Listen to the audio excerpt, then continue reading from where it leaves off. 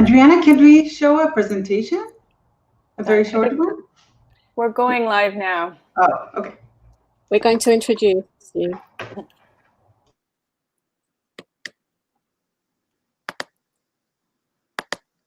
Good morning, good afternoon, good evening, bem-vindos, and welcome to this preview of After Clarice, a book that brings together academic essays, poems, music, lyrics, and more to consider the continued influence and legacy of Clarice Lispector and her works, 40 years after her death and 100 years after her birth.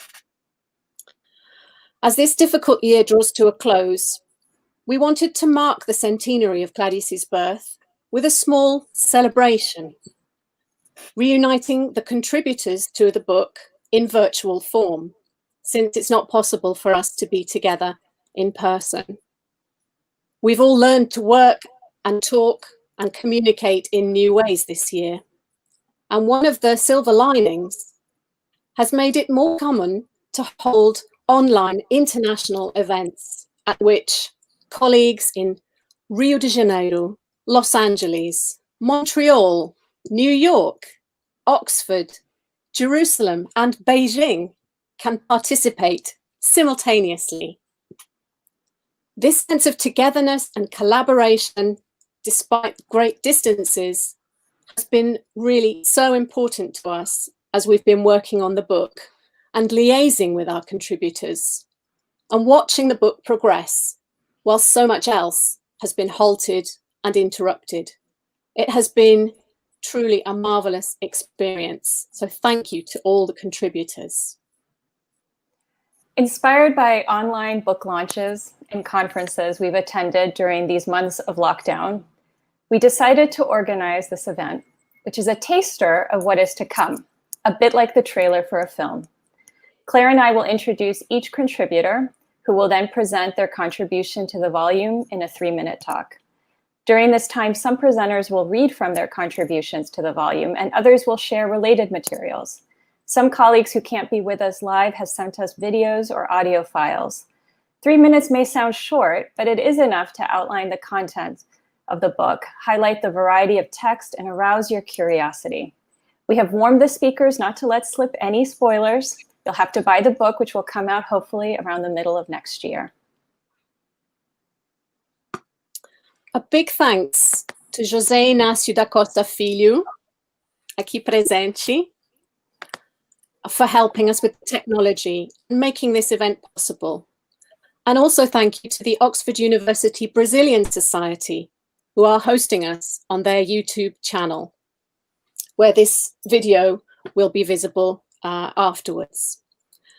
And a last thank you to Mariana Valenti, whose collage graces our book cover. Mariana is Clarice Lispector's granddaughter. We are so proud of this project and we are delighted to share it with you. Thank you. Oh. Okay. All right. So we're going to start with our first group. We've sort of divided up into, you could call it 4 panels. And within each panel, we have different themes or clusters that connect the speakers. And so this section will be on places and maps. And we're going to start with Dafna Hornike. So let me see if she gets on the screen and I can introduce her. Hi, Dafna. Dafna Hornike has studied at the Hebrew University in Jerusalem, the University of Calgary, where she wrote a master's thesis entitled Si yo fuese yo, los sujetos nómadas en Clarice Lispector y Mayra Santos Febres, and at Cornell University, where she defended her doctoral dissertation, Orienting Towards Home, or the Boundaries of the Nomad, which analyzes the works of Clarice Lispector, Diamela El Tit, Carmen Boyosa, and Ana Clavel. Her research focuses on the nuanced intersections between space, subjectivity, and gender as they are articulated through the words of contemporary Latin American women writers, Currently, she is teaching at the Laffer Center for Women and Gender Studies at the Hebrew University while pursuing her study of Clarice's works. Turn it over to you, Dafna. So thank you again for organizing this amazing event. What I'm going to be reading is the shortest version of my article that I could produce. And of course, if anyone wants to read it, you're more than welcome to do so in the book format. So on March 1947, the young Clarice Lispector plans her upcoming international travels as a diplomat's wife. Her journeys will take her to Egypt, Italy, Switzerland, United States, and more, traveling by train, airplane, and even camel. Reading The Passion on a bench in Botafogo back in 2009, I was struck by the growing references to the Sea of Galilee, Constantinople, Damascus, and to Lispector's intentional use of blurred boundaries between Holy Land imagery and Brazilian spaces. Nomadic journeys are a key theme in Passion, accompanied by a complex structure of imposing limits and then transgressing them. Lispector depicts a series of physical limits to the narrator. She is located within her apartment in Rio de Janeiro and will only go into smaller spaces. Inside the apartment, the maid's deserted room is the center in the scenery for the rest of her nomadic journey. Crossing into this room triggers a feeling of inconvenience. And this is a quote. Na minha casa fresca, aconchegada e úmida, a criada sem me avisar abrirá vazio seco. GH, the protagonist, opens the door into another space, this different space inside her own apartment in which there are other conditions and another kind of weather. From this moment on, a portal is opened into other climates, different spaces. Following the transgression into this modified room, space becomes coded with alternative meanings, evoking other cultures. At this moment, even the physical location of the room seems transformed. As she says, it's like a minaret. Space, or the experience of space, is altered. This reference to the minaret is the first of many that carry the weight of other cultures and faraway lands. It is there in the smallest of spaces where GH finally reaches a place of expansion, where space itself opens up. From the window, she now sees an extension of roofs larger than Spain, as the familiar Rio de Janeiro is transformed into a hybrid space punctuated by Oriental references. Extended over the favela she sees from her window are plateaus of Asia Minor, as the edges of the familiar fade into the faraway landscape of the Mediterranean. GH is trying to draw a map that is superimposed on the familiar space of Rio de Janeiro, as if spaces were images that can be pressed together. What this city needs, she says, is cartographic work. Lispector's insistence on Mediterranean cartography makes these superimposed places closer than ever, suggesting a proximity that is beyond language barriers. In Passion, Lispector sketches an imagined unity between Middle Eastern spaces and Brazilian ones, as if filling in the enormous gap between two cultures.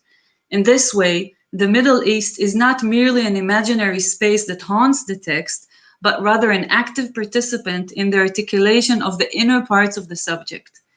At the end of the text, we are left with this imaginary union, wondering whether we too can reside in this textual location where the Galilee stretches over Rio de Janeiro.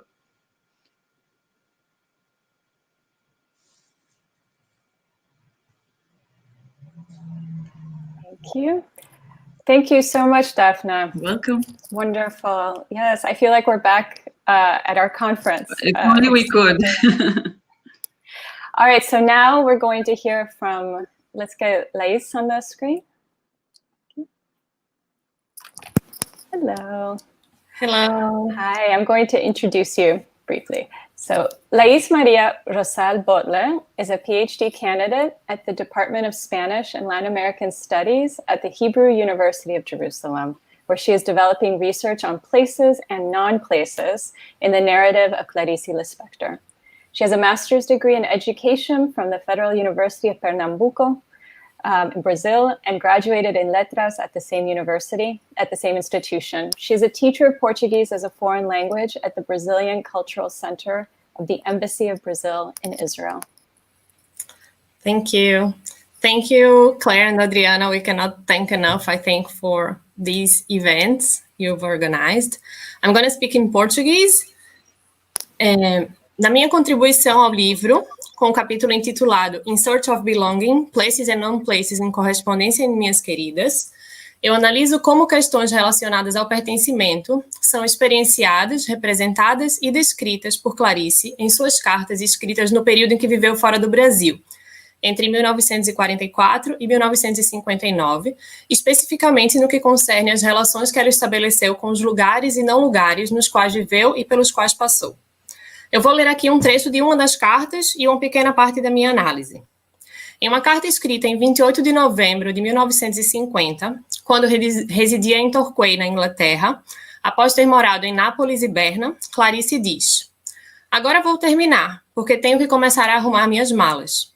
Vocês não podem imaginar como estamos cansados de viagens e mudanças. Estamos espiritualmente cansados, fisicamente cansados. Para decidirmos ir a Londres foi um problema. Imagina que daqui a uns anos estaremos exaustos. O corpo e a cabeça ficam constantemente procurando uma adaptação.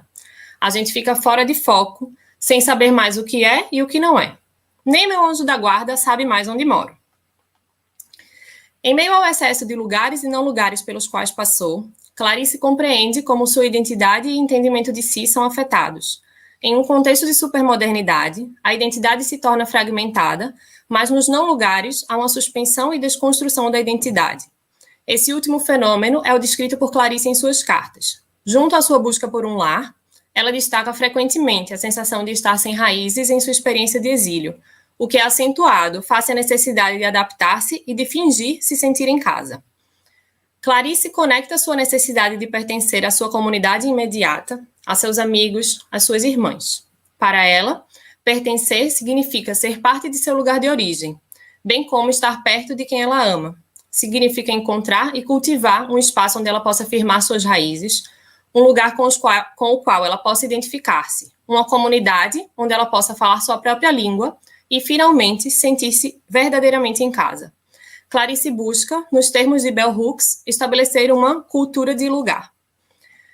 A inter-relação entre o ambiente tenso em que Clarice vivia enquanto estava no exterior e o conceito central de pertencimento possui um importante papel nas cartas.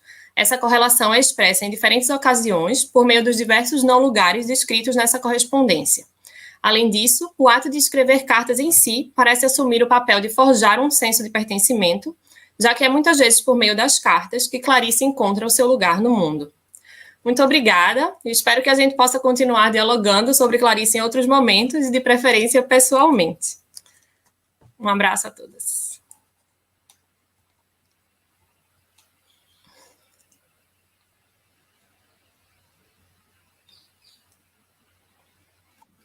Sorry, another of the downsides, apart from forgetting to unmute yourself, is that you can't applaud or you can't hear the applause. So I'm sure all our contributors, we're all applauding you really strongly. And I should say thank you so much, Laís. That was wonderful. Thank you. And I should say that to people who are listening, that the book will be in English, but we have invited our contributors who are taking part in the event today to speak in whichever language they would like. So, obrigada, Laís. Obrigada, Claire. Obrigada. Obrigada, Adriana. Bye. And we'll pass to the next. The next three speakers are actually recorded. And this is largely because they are colleagues in Brazil who have been extremely busy this past week at various events, the Sao Paulo Bienal, lots of conferences in commemorating the centenary. So we're very grateful that they've found the time to record short messages for us about their contributions. The first of these is Teresa Montero, who é professora, atriz e biógrafa.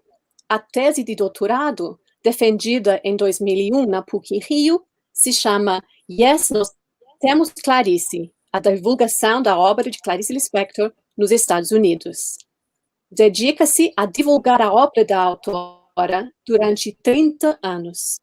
É idealizadora e guia do passeio O Rio de Clarice, que se tornou livro em 2018 pela editora Autêntica. Ela organizou diversas obras sobre Clarice Lispector, inclusive o recente Todas as Cartas. Now, we have a short message from Teresa, after which I will read a section from her chapter. So, José, please could you play Teresa's message?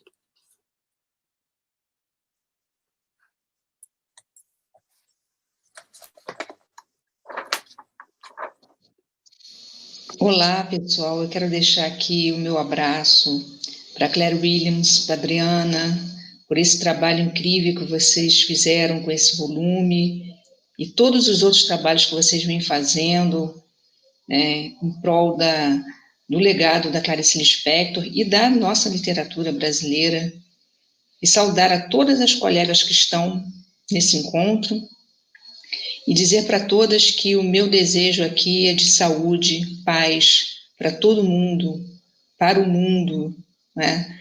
Se a Clarice Lispector atinge tantos leitores no nosso Brasil, na América Latina, na Europa, nos Estados Unidos, que esse legado ele seja um legado também que espalhe paz, união, porque é isso que nós estamos precisando do mundo nesse momento tão difícil que a gente está vivendo.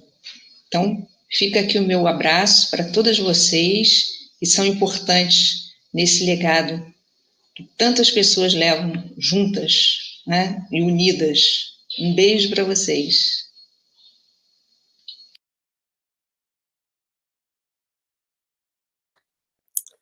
So I've now found this. This is the book of the guided tours that Teresa has been running around Rio for decades, and it was written to commemorate the fact that she's been 30 years of doing the tours, not 30 years, 10 years, I think. And her contribution to our book is the chapter from O Rio de Clarice on Leme, which is the neighborhood in Rio where Clarice lived for the last 16 years of her life. And I've translated it into English, so I'm just going to read a small section.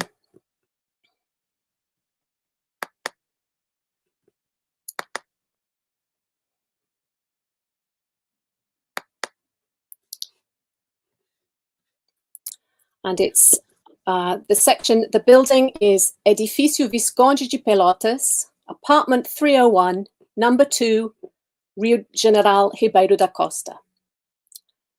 Clarice lived in this 12-story building with 48 apartments between 1959 and 1965. She rented number 301 on the 8th of July, 1959 for 16,000 cruzeiros. According to her son Paulo, the apartment had 3 bedrooms and she used the one beside the living room as her office. It appeared in several photos used to accompany interviews she did for newspapers and magazines. In these photos, she stands or sits in front of the bookshelves and a lampshade. The beach was partly visible from the window. The other room overlooking the street was the boys' bedroom, and Clarice's bedroom was at the back. The living room, with its large window, can be seen partially in some photos, one of them in a piece for Realidade magazine in 1961. The photographer Claudia Andujar captured Clarice sitting at her typewriter on the sofa, the curtain with its Piet Mondrian print in the background. The idea for this photo was Clarice's own. When she was photographed, she let herself become absorbed by the act of writing, as if she did not notice the photographer was present. The utility room was spacious and opened onto the kitchen. Paulo always thought that the description of the maid Janaía's room in Petto do Coração Selvagem was based on the utility room in this apartment. And indeed, the novel was written while they were living there.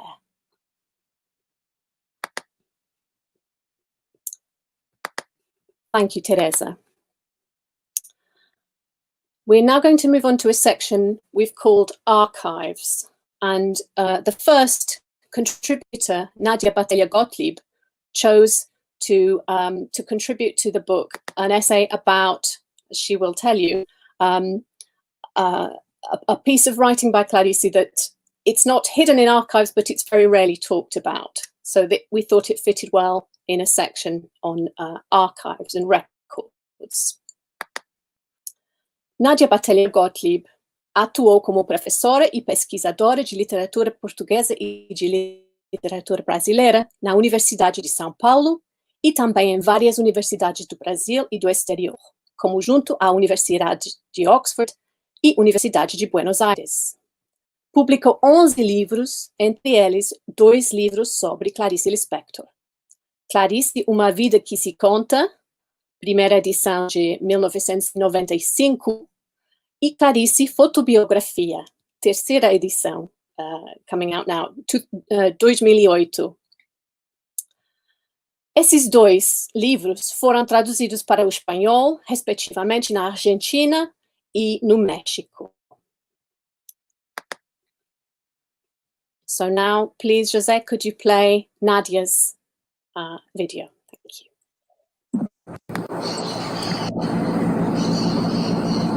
O meu artigo trata de um dos textos menos analisados da Clarice Lispector, que é uma conferência que ela fez sobre literatura de vanguarda no Brasil. E eu acho interessante essa conferência porque ela começa indagando quais os sentidos de vanguarda e ela vai contestando um a um.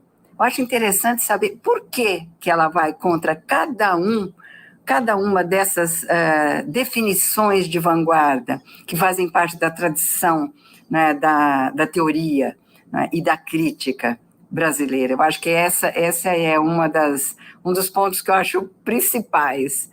O método usado pela Clarice para contestar a tradição de uma conceituação de vanguarda através dos tempos. Depois ela faz outra coisa interessante, que eu já anuncio, sem correr o risco do spoiler, né? Que é a seleção de poetas brasileiros que ela considera bons. E aí tem Drummond, tem a Maria de Oliveira, João Cabral, faz uma série, né, de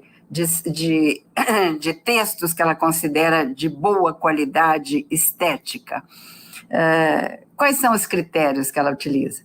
Eu acho que os critérios são bem claricianos, são aqueles que ela aprecia, são aqueles textos que ela aprecia, que ela acha que são boa literatura e pronto, e acabou. Mais uma vez, ela vai contra um repertório, né, vamos dizer assim, mais sistemático, né, de valoração, né, de critérios de valor, né, da literatura. É uma coisa muito íntima que ela adota. Agora, o final mesmo é que eu acho mais interessante. Afinal, então, o que é literatura boa e o que é literatura de vanguarda? Então, esse final eu acho estupendo. Parece até uma narrativa, né, que tem um clímax e tem um desfecho, vamos dizer assim, na base do inusitado, né, na base do imprevisto. Então, mais uma vez, eu acho que é a estratégia narrativa da Clarice ficcionista que aí age, né, em relação aos seus leitores. Então, vocês leiam e descubram o que é literatura de vanguarda em relação a Clarice Lispector. É aí que está, então, o mistério da Clarice em relação a essa vanguarda. Descubram, não vou contar qual é o conceito dela de literatura de vanguarda.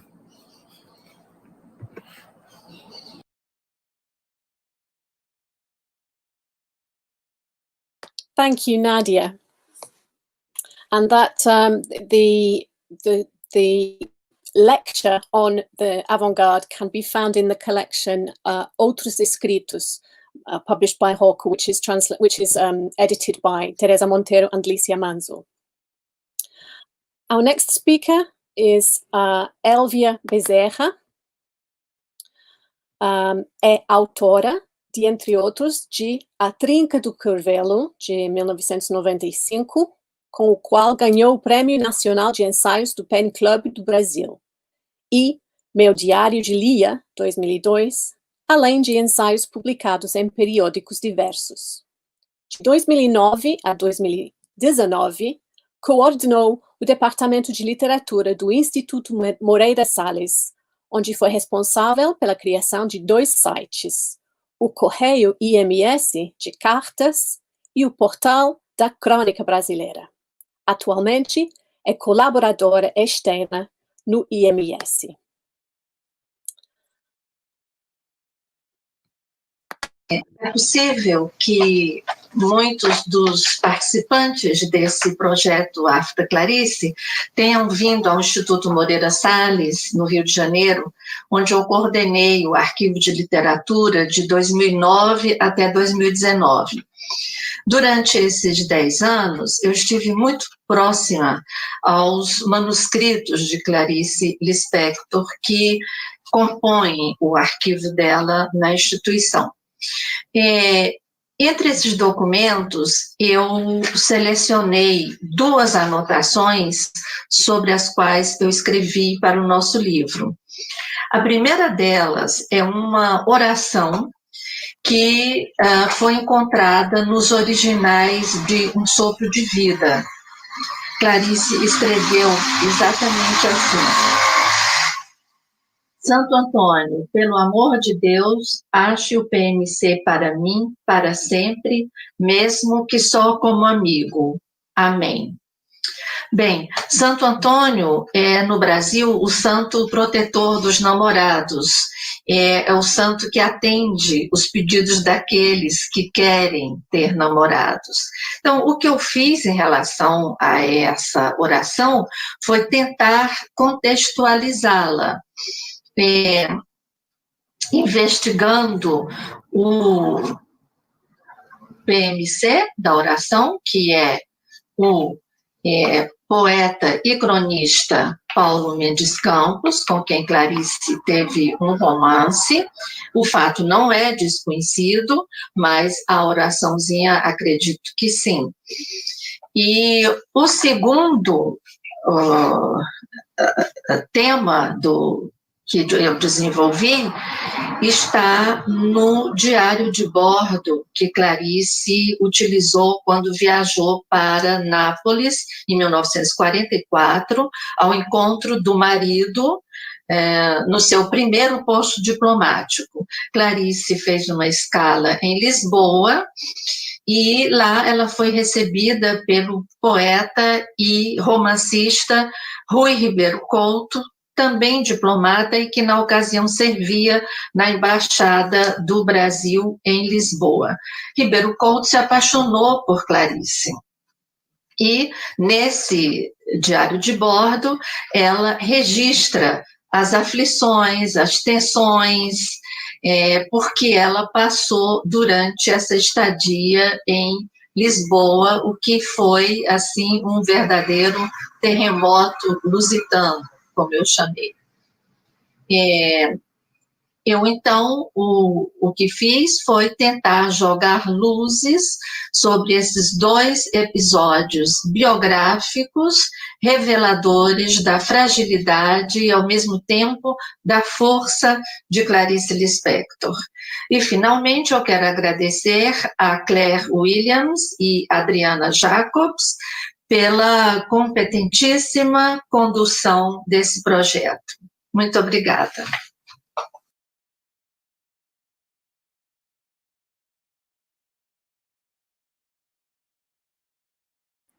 Thank you, Elvia.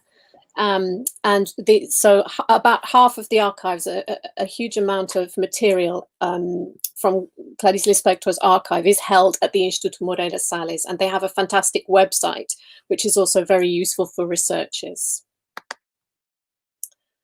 We're now going to move on to a different cluster, a different section of our presentations that have to do with theory.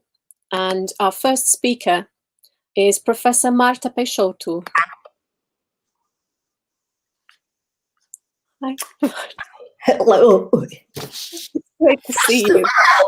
Let me apologize for my voice, which has not been gotten better since the conference.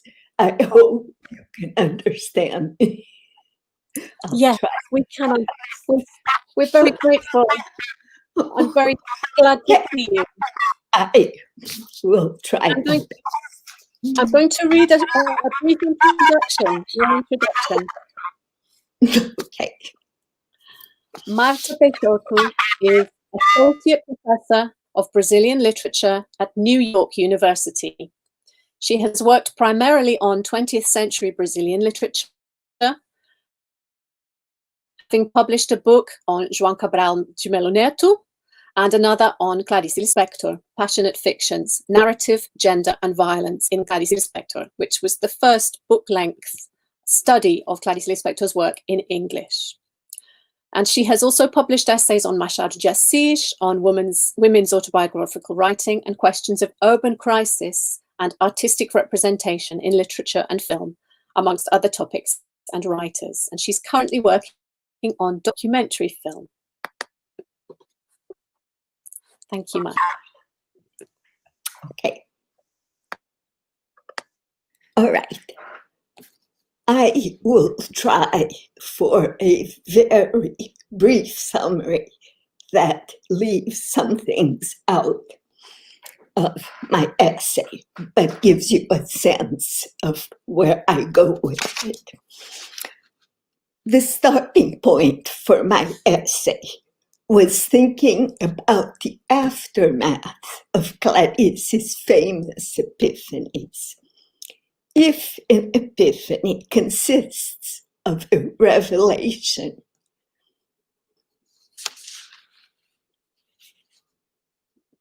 or sudden insight, Clarice's are peculiar and puzzling in that her characters often fail to grasp what the epiphany actually reveals to them. They more or less settle back into their normal lives or take off in directions that seem unrelated to what they've undergone. One may well conclude that what interests Clarice is not the results, but the unfolding of the intense experience. My paper argues that the epiphanic process many of Clarice's characters undergo can profitably be considered in light of affect theory. From this ample and complex theoretical field that has touched many disciplines and has roots in neuroscience and philosophy, Spinoza, Bergson, Deleuze, one can identify concepts that offer useful resonances with these moments in Clarice's writings. In the sense widely used in affect theory, affects are non-cognitive states or processes that, while affecting the body, are not available to the conscious mind. For Brian Masumi, affects encompass a plurality of latent feelings registered by the body as intensities, but outside consciousness. As affects move from this virtual sphere into consciousness, they are drastically reduced to become a recognizable emotion or to generate an action. Most of these proto-actions or proto-sensations are never enacted, never emerge into consciousness. They remain virtualities with their unrealized potential for feeling or action. And as Eric Schaus puts it, I quote, affect cannot be fully realized in language because it is always prior to and or outside consciousness. These and other formulations of affect theory resonate with crucial moments of Clarice's texts, so often riveted by that which escapes cognition and captured by words. The challenge she seeks out is to render the wordless and evanescent impact on her characters with her instrument of choice, words. Examples of this process are, of course, legion in her work, including in some of her well-known short stories and in The Passion According to G.H. I consider it in two texts from the Foreign Legion, Drawing, a Boy and the Message, stories where the protagonists, an infant and two adolescents, are in transition in their grasp of language. The baby boy just learning to speak, and the youths, ambitious writers to be, coming to an expanded realization of all that words can and cannot express. An issue central to both stories is the conversion of nameless sensations into recognizable verbal formulations and therefore emotions, while focusing on the unfolding of intense experiences whereby affects become reduced to emotions or concepts that can be named. Clarice points to all that escapes in the process, making her text resistant to interpretation, even the interpretations that the narrators provide. She suggests, and perhaps this is the point, that the affect of the characters, overly abundant, cannot be completely grasped by their consciousness or even accommodated by the narrator into the domain of words. The leftovers or residues that can't be completely assimilated or interpreted make Clarice's texts always enigmatic and provocative, calling out for renewed efforts of interpretation. Okay, there's more, but this is just a part of my essay. Thank you very much, Claire and Adriana, for your really tireless and very effective work on behalf of this project. I'm very glad to be a part of it. We are so proud. Thank you. You are a part of it. Thank you so much for your contribution.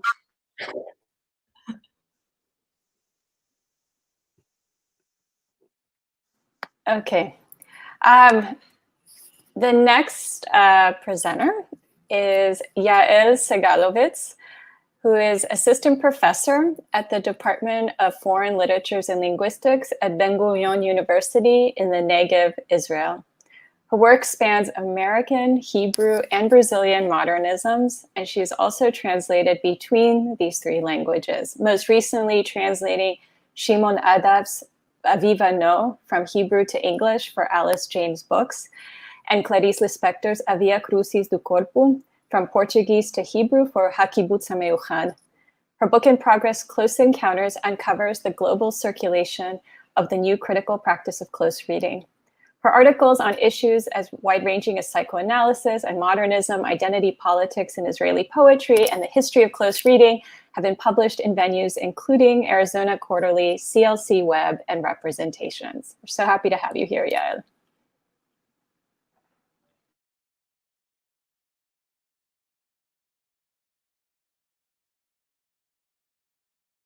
All right, Yael is muted. Oh. Can you hear me now?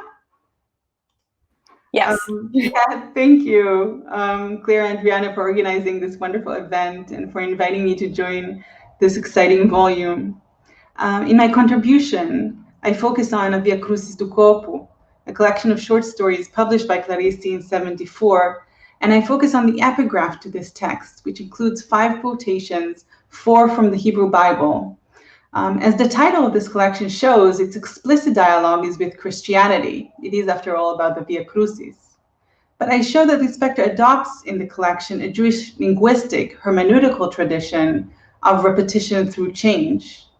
That is, Lispector intentionally distorts several of the quotes in her epigraph in what seems like blunt mistakes. She adds words that are not in the biblical text, and she gives their own location in terms of chapter and verse. I show that she does so in order to make a statement about her status as a woman writer and about social exclusion more generally. And in that sense, Lispector follows the rabbis of the Midrash, the basic interpretation methods of the Talmud and rabbinical literature. The Midrashists collect together quotations from different places in the Bible, sometimes distorting them or putting them out of context in order to make an interpretative move. And Lispector makes a very similar bold move in her epigraph.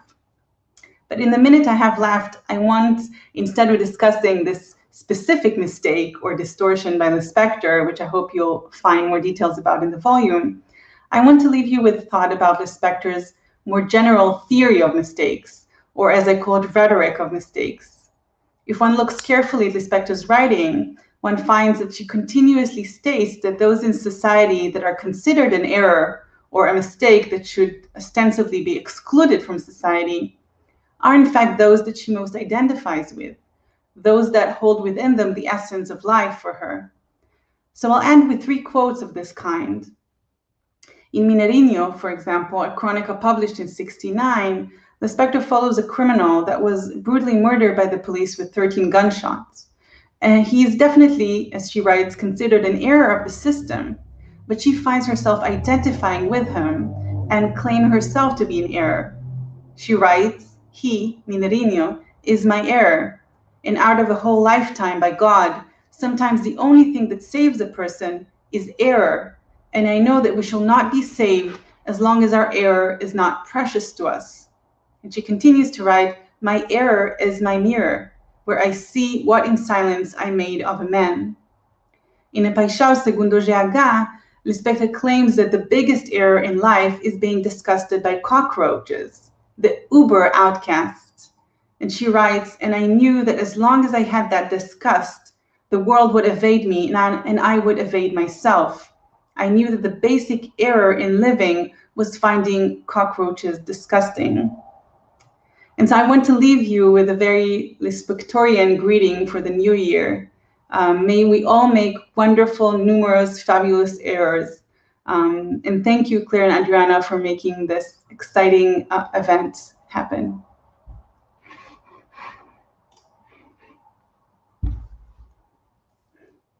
Thank you, Yael. I make mistakes all the time. Me too. Thank you. It's fantastic. Thank you. Thank you. Our next speaker, Julie, are you there? I'm here. Hey. Hi, Julie. It's great to see you. Yeah, I'm really happy to be here. Thanks to you. It's my first time. For me, it's my first time seeing you, but we've been enjoying your contribution to the volume and working with you on it. So. Oh, I really enjoy working with you both also. So it's very nice. I'm going to give you a very brief introduction. So Julie Côté is a PhD candidate in comparative literature at the Université de Montréal in Canada. Her doctoral dissertation is entitled Les amis qui m'accompagnent, la filiation féminine de Clarice Lispector et Hélène Sixou. She also teaches literature at Cégep Édouard Montpetit. Thank you very much. So hi, everyone. I'm really happy to be here and to present you my chapter. And also thanks so much to Claire and Adriana for planning this event and also reviewing my chapter and offering all your comments. That was really nice.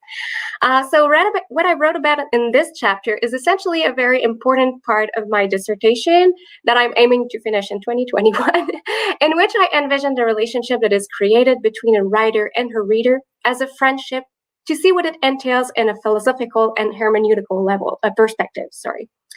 The relationship between Lispector and Algeria-born French author Hélène Cixous serves as the basis of this chapter and my dissertation. So as some of you may know, Cixous first read Lispector the year after her passing, and this encounter was absolutely life-changing for her. And she went on to write many books about Lispector's work and taught her work in many seminars. Also, her own theoretical work benefited greatly from Lispector's writing. She even wrote about what this encounter was for her in a few texts in which she shows that Lispector was in some ways a friend to her. So in the French-speaking world, it's a funny expression, but in the French-speaking world, the work of Lispector is in fact almost always linked to that of Cixous, which shows the importance of her reading. And in fact, most of Lispector's translation in French are published at Des Femmes, where Cixous was also publishing her own work at the time. Not anymore, but back then, that's where she was publishing her work. That being said, many critics did not think that Cixous' approach to the text of Lispector was acceptable, mostly because her understanding of Portuguese was lacking and at times faulty, because she was learning it. Her approach was even compared to that of a colonizer, as some found that Cixous' voice was overpowering that of Lispector's, especially considering that she was dead and she couldn't talk back. So what I wanted to highlight in my chapter was that some things about Lispector's work were not really taken into account in the critique of Cixous' reading.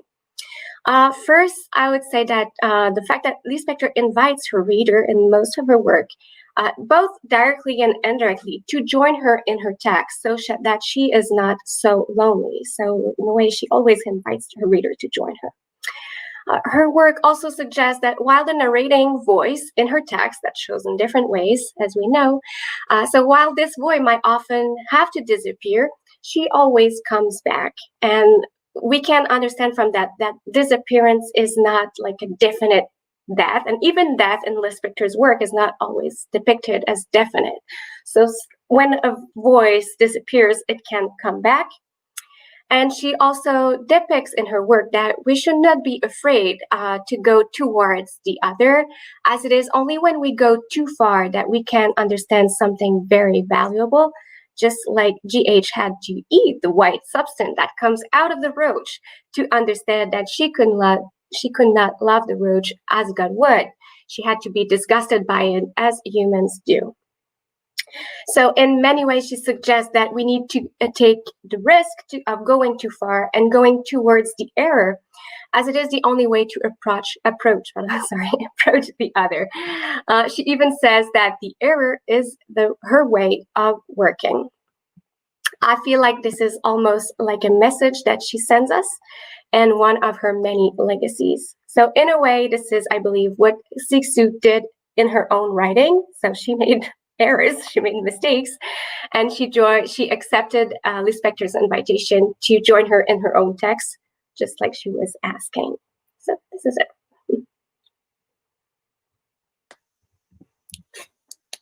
That's fantastic. Thank you so much. Thank you, Shirley. All right, so now we are going to move on to our second panel. So we're going to start the transition. And it might take us a few seconds. So if the panel 1 participants can exit the broadcast studio, that would be great. And the participants in panel 2, so Helia, Kelly, and Carlos, if you can come into the broadcast lobby, that would be wonderful. And while this is happening, I think our next presentation is actually part of a cluster we've called Fiction and Rewriting, and it's Idra Novi, who has given us a recording. So while we're making this transition from one panel to the other, using this platform, StreamYard, which has been really wonderful, I'm going to say a few words of introduction on behalf of Idra. So Idra Novi is the award-winning author of the novel Those Who Knew and Ways to Disappear. She translated Clarice Lispector's novel, The Passion According to GH, in 2010. She teaches fiction in the creative writing program at Princeton University, And in this recording, she is reading from her collection, Clarice the Visitor, and some of these poems will be featured in our volume with an introduction that Idra wrote especially for our volume. So here is a recording.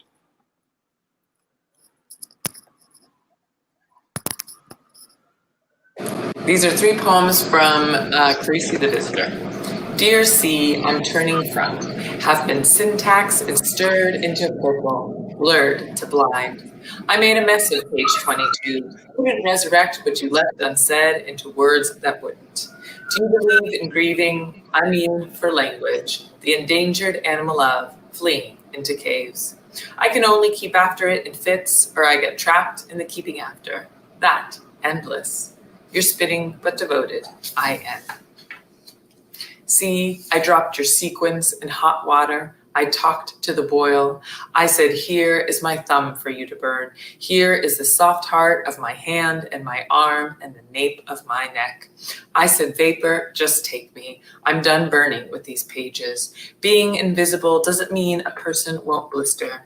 Doesn't mean the blisters won't fill with pockets of water, or when lands the rawest flesh won't emerge. First the word, then the murky leak begins. What other minds may press against, but never skin. And this is the last poem in the series.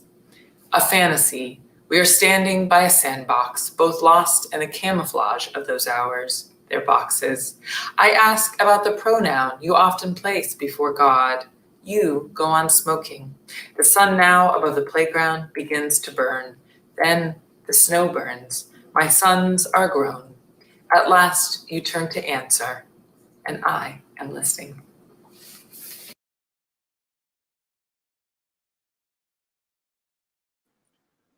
Thank you so much, Idra, if you're watching or when you watch this. We're so excited to feature these marvelous, marvelous poems, which have long been favorites of mine in our volume. It's now my great pleasure to introduce my friend and co-editor and the best collaborator possible, Claire Williams, who is Associate Professor of Brazilian Literature and Culture at the University of Oxford and a Fellow of St. Peter's College. She has been a reader of Clarice Lispector for 30 years, publishing her doctoral thesis, The Encounter Between Opposites in the Works of Clarice Lispector in 2006, and numerous articles and book chapters, as well as prefacing Lispector's Entrevistas, sorry if I pronounce it in the Spanish style, in a volume published by Hornike in 2007. Thank you, Adriana. It's been, working with you has been a dream, really. So my chapter is called Spectres of Clarice, Lispector's Afterlives. Since Lispector's death in 1977, she has been reincarnated in literary form in multiple ways and genre at a rate of almost 1 text per year. Writers from around the world have channeled their responses to her life and work into literary representations of Clarice, varying from a vague presence, including memories of or references or allusions to her, to imaginary dialogues with her, and creative reconstructions of events documented in or tantalizingly absent from biographies, not to mention characters clearly based on the real person. In my chapter, I consider these manifestations of the powerful and lasting effect of Clarice's writing on her readers, continuing to haunt them long after their first encounter with her words, sometimes by inhibiting them, but mostly by inspiring them. So I'm going to tell you 2 examples from different languages. The earliest homage I could find was this book of poetic fragments published in Quebec in 1993 by Marie-Ange de Pierre, called Dire oui à Clarice Lispector. It dialogues with quotations from the Brazilian writer's works, and it expresses awe and gratitude at what they have taught and revealed to her. So here's a quotation. L'écriture de Clarice me projette dans la joie. En lisant Clarice, j'écris. Je trace une voie, un sillon dans la parole. Clarice's writing projects me into joy. As I'm reading Clarice, I'm writing. I'm tracing a path, a furrow in the word. And another is Natalia Carrero's playful experimental text, Soy una caja, I am a box, from 2008. Narrates the voyage of discovery of a young woman who becomes a writer thanks to Clarice Lispector, whose work has an intense impact on her. And again, I'm going to give you a quotation. ¿Quién había puesto una lavadora en mi interior? Se me ocurrió. Una mujer dentro de mí la había puesto en marcha. Lo que se lavaba no era ropa, sino pensamientos, palabras, ideas, sueños, deseos. Y cómo dolía a la hora del centrifugado. Who had put a washing machine inside me? I suddenly wondered. A woman in there had turned it on. Instead of clothes, it was washing thoughts, words, ideas, dreams, desires. And oh, how it hurt when it was time to spin dry. Thank you. Just a taster. There are plenty, I've found plenty of short stories, poems, even novels, which take Clarice as a character or refer to the experience of reading her. But I thought those two would be enough of a taster.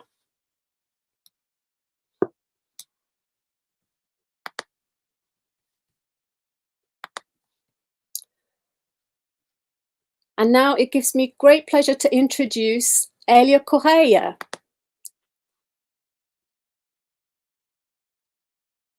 Elia! Olá! Estás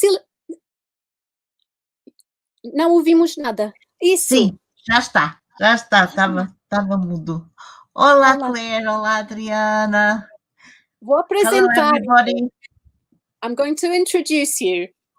Okay.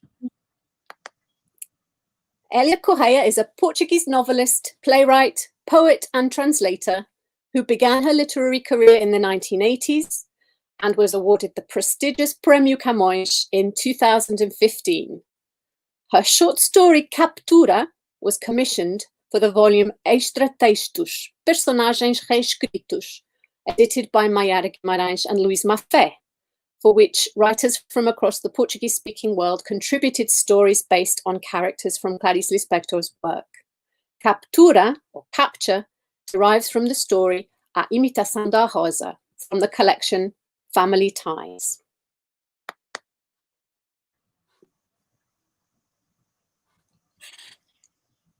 Yes, I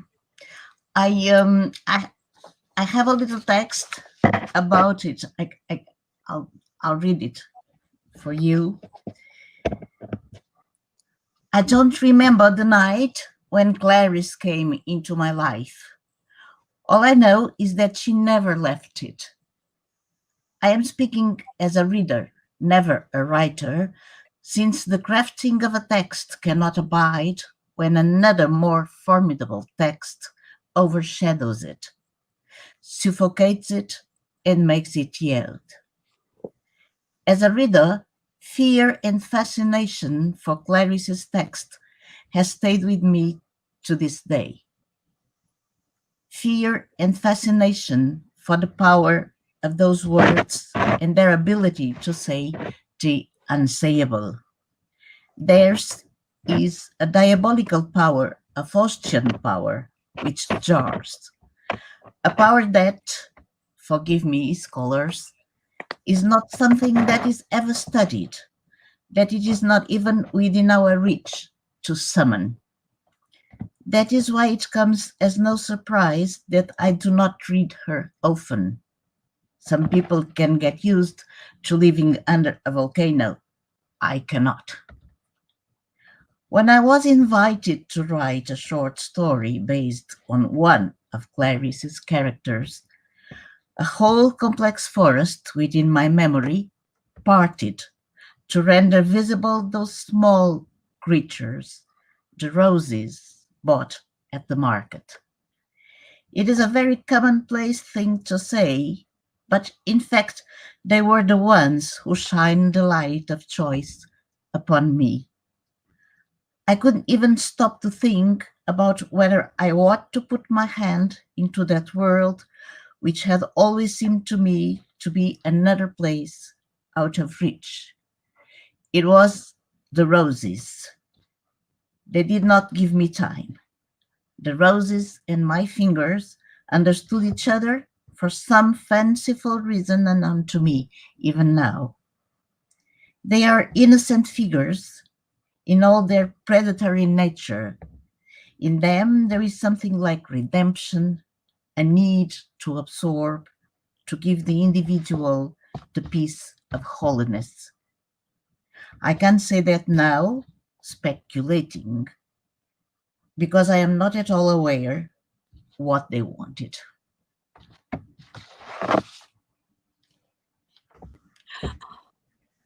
Fantastic. Thank you. Thank you. Thank you very much for everything you're doing about Clarice and everybody. Thank you. Thank you. All right. So our next presenter is Martin McInnes, and he has given us a recording. He is the author of 2 novels. After the 2020 publication of Gathering Evidence, he was selected by the National Centre for Writing and the British Council as one of 10 writers shaping the UK's future. His first novel, Infinite Ground, which actually opens with an epigraph from Clarice's The Passion According to G.H., was shortlisted for the Satire Awards and won the 2017 Somerset Maugham Award. He has previously won the Manchester Fiction Prize and the Scottish Book Trust New Writers Award. And the volume is going to include an essay on the ways that reading Lispector has kind of influenced his work. And it's part of the presentation he gave at our conference, which we all enjoyed exceedingly. So many thanks to Martin for being a part of this event.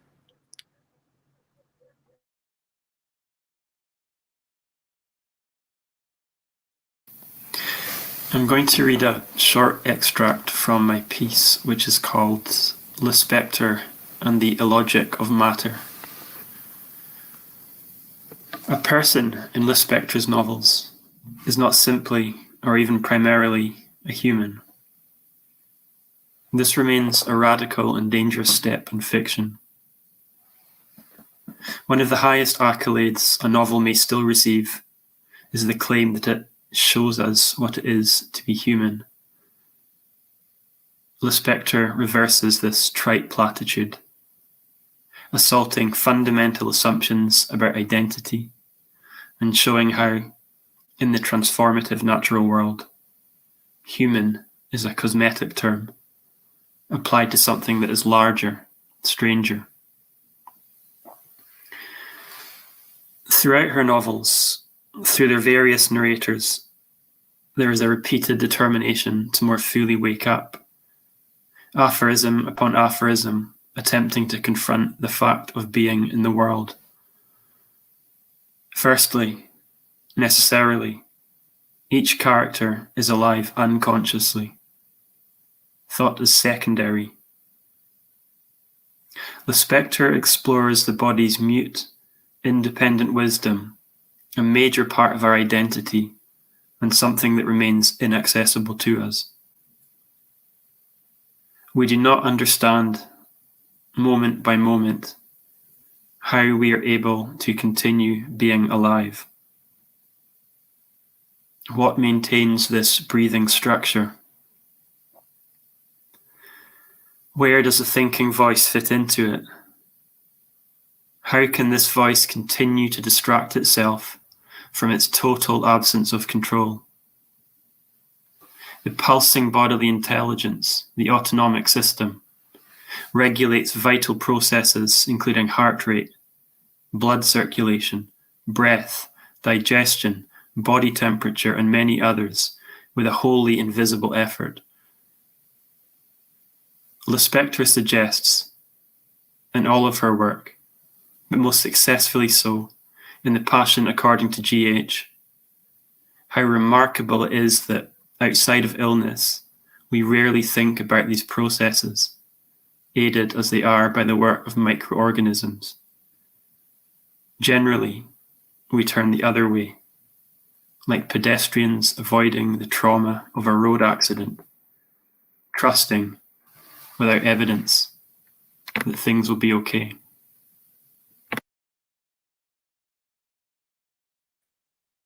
Thank you, Martin. We're very grateful for your participation. I'd like to introduce Kelly Zaytoun. Are you there, Kelly? Great. Hi. Hi. Kelly Zaytoun is Professor and Director of Graduate Studies in the Department of English at Wright State University in Dayton, Ohio, in the United States.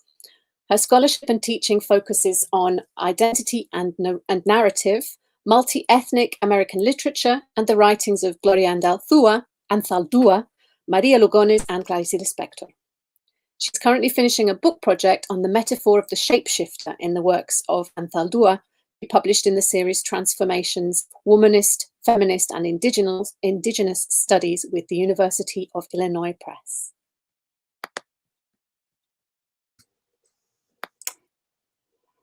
Thank you. It's so good to see everyone. And thank you, Claire and Adriana, for your tireless work on this project and this opportunity. What a joy to follow Martin, and what a great segue.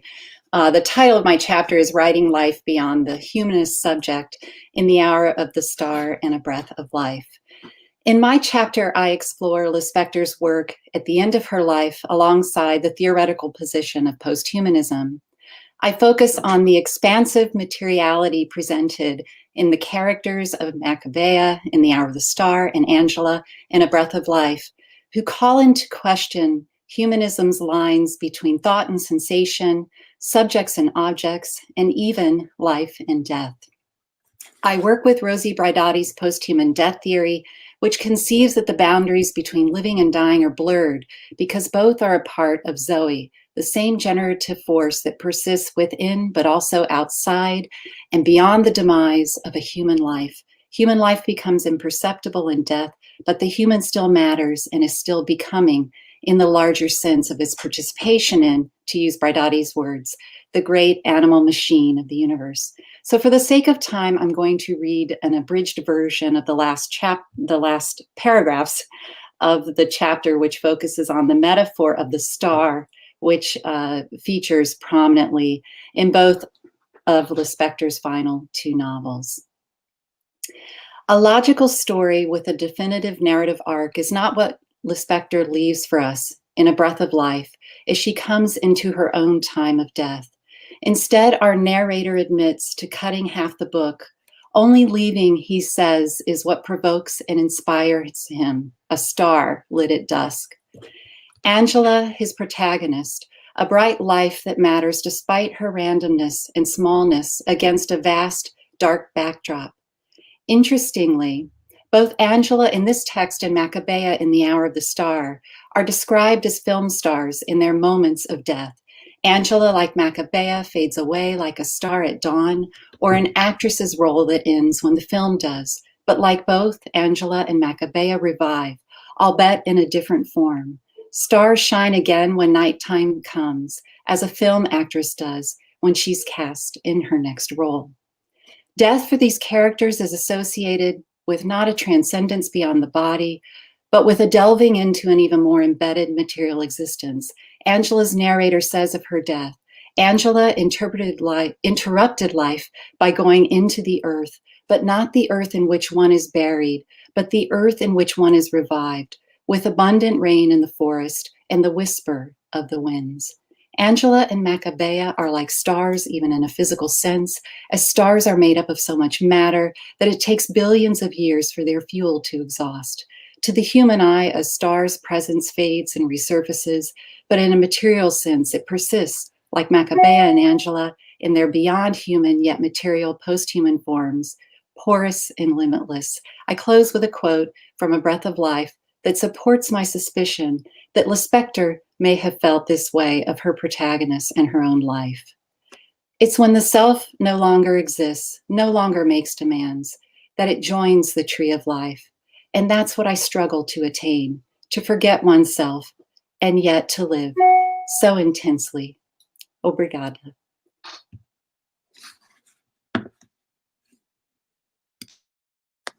Thank you so much, Kelly. It's so nice to see you here after the conference. Really, I wish we could all be in the same room. I hope we can one day. All right, we're going to move on to the next. So I should say that Martin and Kelly were part of a cluster on the post-human. And now we're moving on to a pairing that deals with music. And we're going to start with Kieran Leonard, who is a musician and songwriter, currently based in South London. Hi, Kieran. It's nice to see you here for the first time. How you doing? Yes, his work has been profiled in publications such as The Guardian, Pitchfork Media, The Quietus, and Paste magazine, and he's been commissioned to write for both the Manchester International Festival and Manchester Central Library. He first read Clarice Lispector 6 years ago as an undergraduate. His favorite passage of hers is the scene in the bath from Perto do Coração Selvagem. And his contribution to the volume is a song lyric, which I think and I'll link to the album in which it appears in the chat. Thanks very much. Thank you for the invitation. Yeah, so I will just briefly explain the concept of the piece. As mentioned in the introduction, I wrote a piece as part of a series of concerts at Manchester Central Library when it was reopened in 2014 after extensive renovations, and I contributed a piece as part of a series of concerts there called Derevon Saron, which was a piece in 5 movements, each one about a different author. More specifically, each movement treated its author within the context of the civic, cultural, and political role of the public library as a levelling force for books, which isn't subjected to the class and the intellectual paradigms that often cloister certain writers who are deemed as difficult, i.e. difficult for some and not for others, depending on what you've read, depending on where you went to school. And I think within current context, especially in Britain, but I think in other countries as well, as education and culture become more stratified and privatized, this becomes an even more serious issue. And I think Lispector's class background is also a very important aspect of this. The name of the piece is taken from a short story by Joyce, a phrase uttered by a dying woman in his short story Evelyn, that lots of academics have scrutinized, tried to interpret possibly as sort of a garbled saying in Gaelic, but the general sense is that it's a nonsense phrase, or rather more specifically, it's an expression that defies intellectual approaches or lateral explanations.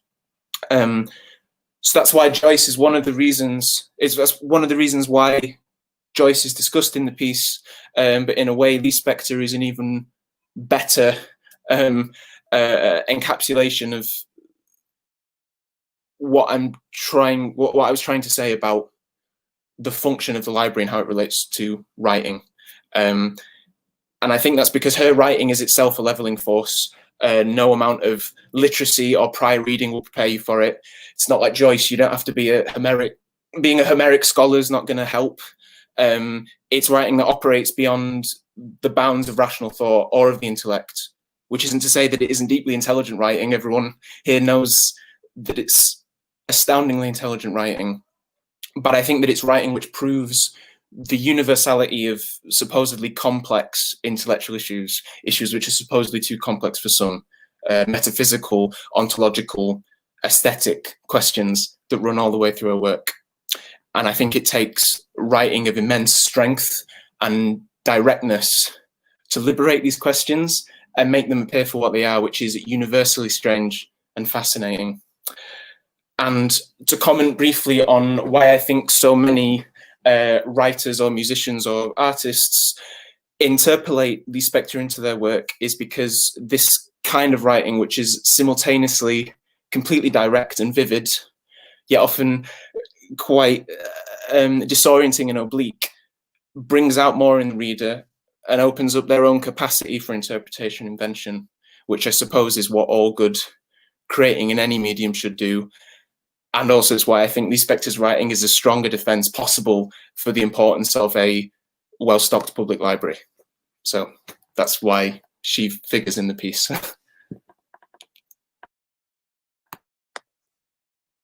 Thank you so much, Kieran. It's really good to see you. Thanks for the explanation. And we've put a link to the album in the chat. I think Adriana's done it. And it's a beautiful record, and it's and the piece on Lispector is exquisite. Thank you.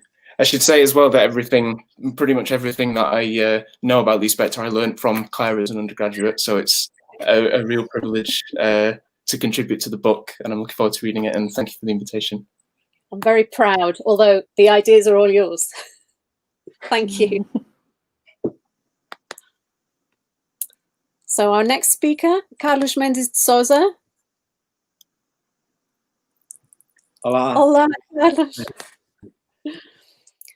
Okay, a brief introduction before Carlos's piece. So again, along the lines of music. Carlos Mendes de Souza tem se dedicado especialmente ao estudo da literatura brasileira e da poesia portuguesa moderna e contemporânea.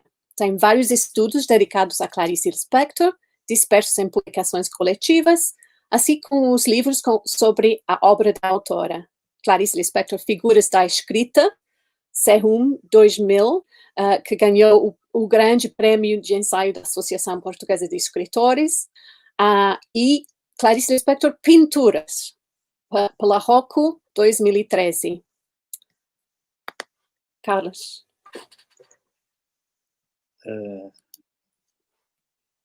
Olá, estão a ouvir-me? Yes, sim. Tá. Sim. Good afternoon, boa tarde. Reitero a minha alegria em ter participado no colóquio After Clarice, na Universidade de Oxford, há 3 anos, e dou os parabéns à Adriana e à Claire pela concretização do livro que hoje celebramos em pré-lançamento, nesta data comemorativa do centenário de Clarice. Agradeço-lhes ainda a oportunidade que me deram de poder fazer crescer um texto que tinha sido pensado inicialmente para ser apresentado com uma limitação de tempo no colóquio.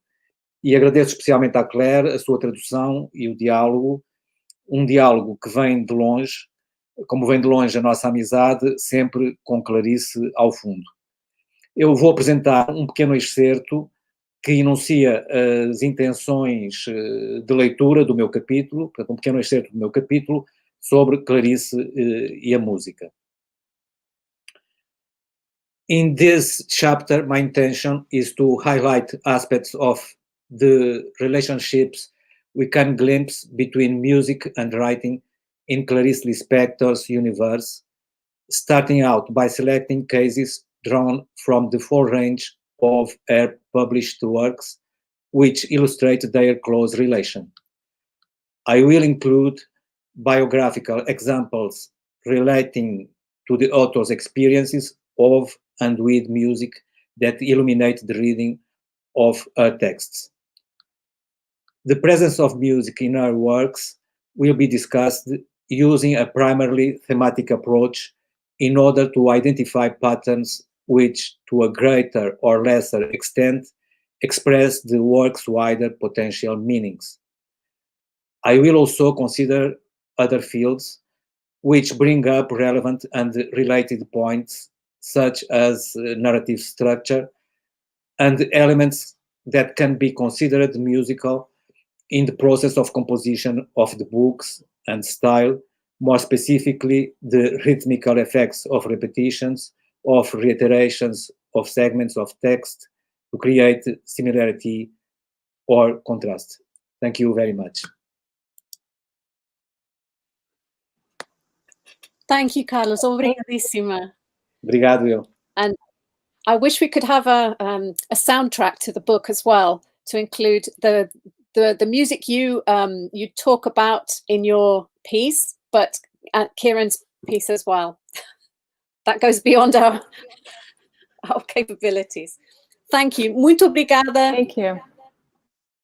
E bom fim de semana. Thank you. So now we are moving into panel 3. So if the panel 2 participants can exit the broadcast lobby, we're going to now invite Mariela, Patricia, and Paloma to step into the broadcast lobby. But we're going to start with a cluster that we've titled Performance, and kick this off with a recording sent to us by one of our contributors, Magdalena Edwards. I'm going to say a few words of introduction. So Magdalena is a writer, actor, and translator based in Los Angeles, California, with a PhD in comparative literature from UCLA. Her translations include the work of Clarice Lispector, Silviano Santiago, Marcia Tiburi, Oscar Contardo, and Raúl Zurita. She plays Annie in Lucia Senesi's short film, A Short Story, which came out last year and earned her a Best Lead Actress Award at the 2020 Montreal International Indie Short Film Awards. And she performed the lead role of Virginia, a character inspired by Lispector's The Chandelier, for Heidi Duckler's dance Illuminating the Chandelier, which was shared globally and via Zoom. And Magdalena's writing has also appeared in the Paris Review, Boston Review, Los Angeles Review of Books, London Review of Books, among many other publications.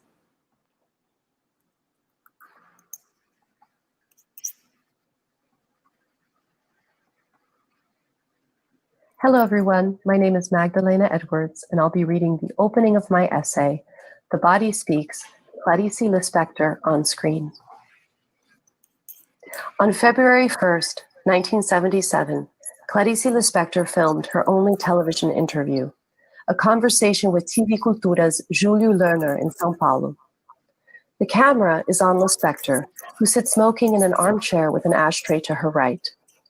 Lerner is off camera such that when she speaks to him, she is looking toward, but not directly into, the camera. The image is framed in a way that gives the interview an intimate and detached quality at the same time. The viewer watches Lispector watching Lerner as he asks each question, as well as sees Lispector get caught up in her own storytelling and train of thought. Her final words to Lerner on camera, which end the filmed interview and respond to his question of whether she is reborn or renewed with each new work she publishes, are, well, now I died. Let's see if I'm reborn again. For now, I am dead. I am speaking from my tomb. Her dramatic statement reiterates her early declaration during the interview. I think that when I do not write, I am dead. This declaration is hyperbolic, an exaggerated affirmation of how the act of writing is primordial for her. It is a testament to her sense that if she is between projects and not in the midst of the creative process, then she is not truly alive. Her repetition of this idea at the end of her interview, I am speaking from my tomb, also functions at first blush as hyperbole because clearly she's in the television studio being filmed. On the day of filming, Lispector asked Lerner to promise the interview would not air until after her death, and he agreed. Lispector would die of ovarian cancer without knowing she had the disease because her doctors had not told her. On December 9th, 1977, the interview aired on the show Panorama less than 3 weeks after her death, on December 28th, 1977 at 8:30 p.m. And the final footage is under 23 minutes. On the night of Lispector's television debut, and each time her interview has been viewed subsequently, her words, I am speaking from my tomb, perform and enact what was only metaphorical on the day of filming.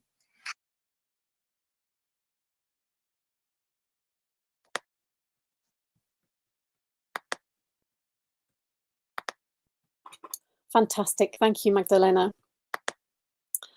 It now gives me great pleasure to introduce Mariela Mendes, who has been busy at a conference on Clarice at UFRJ this past week.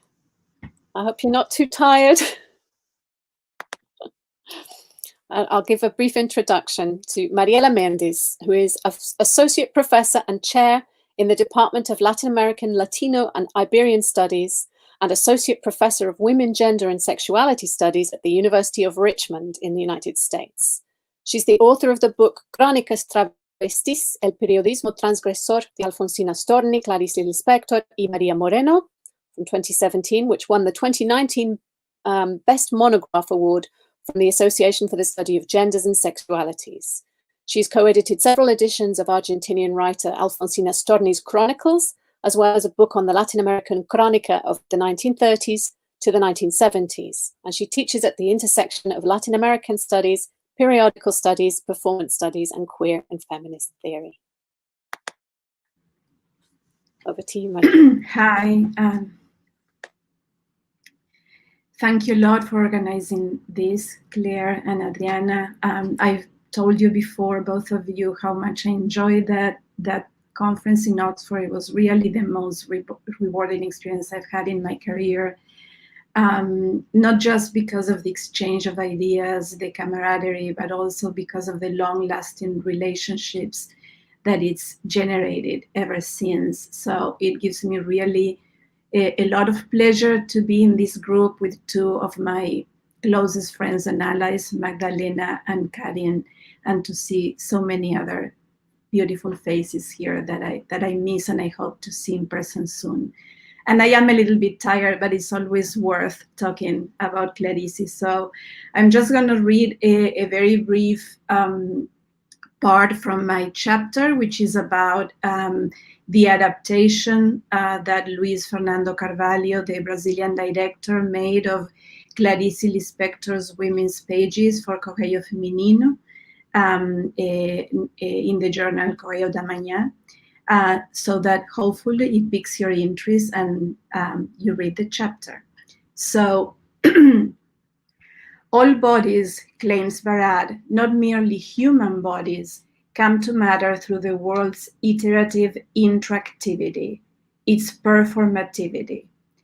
In Performing Objects and Theatrical Things, a collection of essays aiming to rethink theater and performance outside and against anthropocentric narratives, the co-editors summarize objects and things powerfully script, choreograph, direct, push, pull, and otherwise animate their human collaborators. End of quote.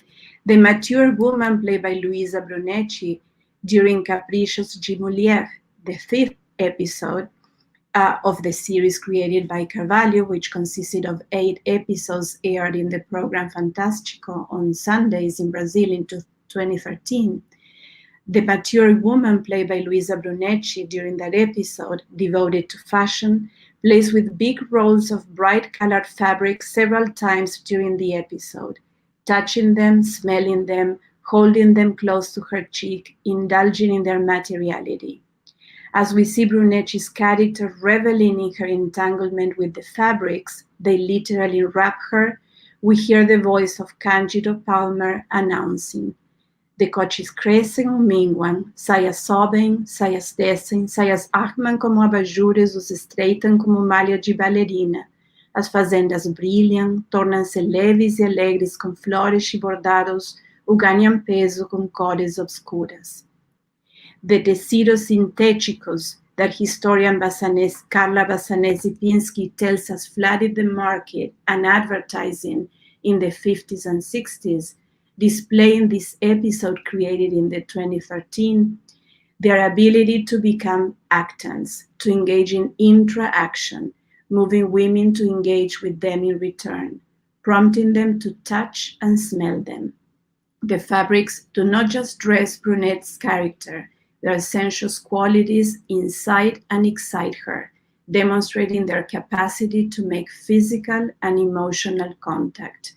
Both the character and the fabrics perform their agency in, through, during, intra-acting. Thank you. Thank you so much, Mariela. And I forgot to mention that you edited, at the very beginning of this year, it came out a number of the Journal of Lusophone Studies on Clarice Lispector's journalism, which is absolutely fantastic. Thank you so much. Thank you. Okay, our next speaker, presenter is Karen Mota. Hello. Hi, Karen. Hi, nice to see you. Karen Mota is a Brazilian journalist and a PhD candidate in Portuguese and Brazilian studies at Brown University. She holds a master's degree in communications from the Catholic University of Rio de Janeiro at PUC Rio. Sorry, I'm getting the pronunciation all mixed up here. With the dissertation titled Clarice Lispector in the Digital Era, the Appropriation of the Writer on the Web. Mota has been a visiting research fellow at Brown, the Hebrew University of Jerusalem, and at Université Paris Vincent Saint-Denis. Her research interests include the life and works of Clarice Lispector, contemporary Brazilian literature, Afro-Latin American studies, and digital humanities. Thank you, Claire and Adriana, for this beautiful introduction and for organizing this event. I'm honored to be part of this distinct group of scholars and to be in a group with my dear friends and colleagues, Magdalena and Mariela, especially. Thank you. I will start the presentation of my essay entitled Rewriting Clarice Lispector in the Digital Age. Brazilian culture has been under Clarice Lispector's spell for the past few decades, and her polyphonic works have found afterlives in the digital age. Lispector's writing acquired renewed breath of life, and her popularity has gone beyond expected, taking her to the next level. She became a social media phenomenon. The appropriation of Lispector's literary works by online users led to new creations based on her ideas, giving different meanings to her words. The main thrust of this chapter is to identify how Lispector's narratives and her persona created discourse impact in digital culture, and to analyze the unique compatibility of her literary creations and her image with the contemporary digital world, encapsulated in the form of internet memes. This analysis argues that the act of rewriting Lispector through internet memes coalesces with the idea of building narratives on social media as a new form of meaning making in light of human creativity and not just mere copying. Online users, often concerned with the management of their online identity, have established a new way of relating to the past and sharing the experience of the present. Fragments of Lispector works circulating on social media put into question the notion of authorship, as new media facilitate the selection, recreation, recombination of what exists on social media, forming a repository of Clarician micro-narratives, or what we might call a Lispector database. The clear reverberation of Lispector works in contemporary culture demonstrates that her presence on social media is not isolated. However, Lispector's importance in Brazilian digital culture is a significant element of what I call the afterlives of Clarice Lispector. Accordingly, understanding the process that made Lispector a social media phenomenon can provide evidence of lines of interpretation about her reception, particularly the adaptability of her work to social media communication. In order to understand the scale of Lispector's presence and writing on social media, it is necessary to explore the narrative transformation that this technological environment has made possible. I would like to turn now to examples of Lispector memes that elucidate the meaning created through her words and image. In one group of memes, Lispector is praised as a deep thinker and an intellectual.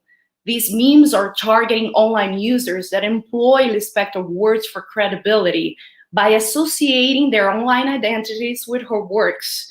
When Lispector's writing and image are connected to superficial topics and her words are critically used as jargon for deep emotion, introspection, and epiphany, the target of the joke is precisely people posing as deep and smart intellectuals.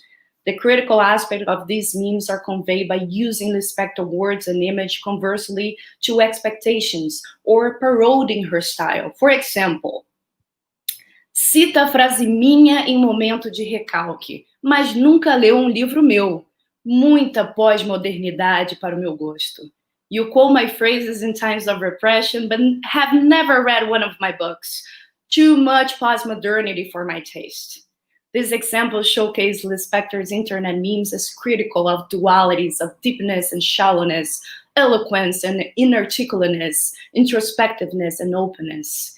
In conclusion, taking into account the aspect of cultural commodity related to the process of rewriting Lispector in the digital age and the reception and afterlives of the writing in the context of digital culture, it becomes a challenge to distinguish what is interpretation and what is use when faced with the virtual storehouse of Lispector's fragments in contemporary times. Thank you. Muito obrigada. Obrigada a nós. Thank you, Karen. And anyone who's ever done a Google search for Clarice Lispector will have found those memes. Yes. Truly. Thank you. Thank you so much. Our next speaker is Patricia Lino. Hi, Patricia. bon dia, good morning, or good afternoon. Yeah. What time is it? Where you are? It's 7:48 in the morning. Yes. Thank you so much. It's starting to get dark in Oxford, but it's still light. It's still getting light in Los Angeles. It's great to see you. Thank you so much for taking part. Thank you so much. I'll do a brief introduction. So, Patricia Lino is Assistant Professor of Luso-Brazilian Literatures and Cinema at UCLA, and she's the author of O Kit de Sobrevivência do Descobridor Português no Mundo Anticolonial, Não é Isto Livro, and Manuel de Barros e a Poesia Cínica. She recently directed Anticorpo, a parody of the laughable empire, and Vibrant Hands. She's also the author of the mixed poetry album I Who Cannot Sing. Her current research focuses on contemporary poetry, visual and audiovisual culture, parody and anti-colonialism, and Brazilian film. She also works as a research member at the UCLA Latin American Institute and collaborates with the Instituto de Literatura Comparada Margarida Loza in Porto. Thank you, Patricia. Eu vou falar em português. Olá, bom dia, boa tarde, boa noite. Muito obrigada, Claire e Adriana, muito obrigada por organizarem o volume e por organizarem também esta sessão, e muito obrigada pelo convite. Eu vou resumir muito rápido o meu texto, que se chama Performing Clarice Lispector, Projeto Clarice 2008-2014, Body, Image and Sound. Li Clarice pela primeira vez em 2008, vivia ainda em Portugal e tinha acabado de completar 18 anos. O encontro foi tão explosivo que, a partir das leituras da sua obra, construí o meu primeiro projeto em comunidade, o Projeto Clarice, que tinha como objetivo central divulgar os textos de Clarice em Portugal e no Brasil, como, a partir da junção de várias formas de expressão artística e social, desenho, curta-metragem, sessões de leitura, sessões de debate, performance, design. Comecei sozinha nas ruas do Porto e fui dessas mesmas ruas a muitos outros lugares, entre eles universidades, todo o tipo de escolas, associações culturais, sociais, livrarias e cafés. O verão de 2011, por exemplo, foi passado a fixar passagens da Hora da Estrela em toda a cidade do Porto. O projeto Clarice durou mais de 5 anos e os seus primeiros 4 anos foram mais do que ativos. Nunca antecipei a dimensão que o projeto alcançaria. O projeto Clarice ocupava grande parte da minha vida e desde muito cedo percebi que ele não era mais meu. Ele começou efetivamente comigo, sozinha, insistindo na leitura desta autora ainda vagamente desconhecida em Portugal naqueles anos, mas chegou na prática a mais de 40 cidades portuguesas, brasileiras e uruguaias. As pessoas escreviam-me de todos os lugares, pediam-me autorização para ampliar o projeto e repetiam o que eu fazia, Saíam também às ruas, corporalizavam as performances, inventavam as suas próprias performances e o projeto crescia. Hoje, quase 6 anos depois, concluo que Clarice, talvez o meu primeiro grande amor literário, me ensinou, em primeiro lugar, que a literatura move, desobedece e transforma a vida no sentido mais prático e real de todos. Obrigada.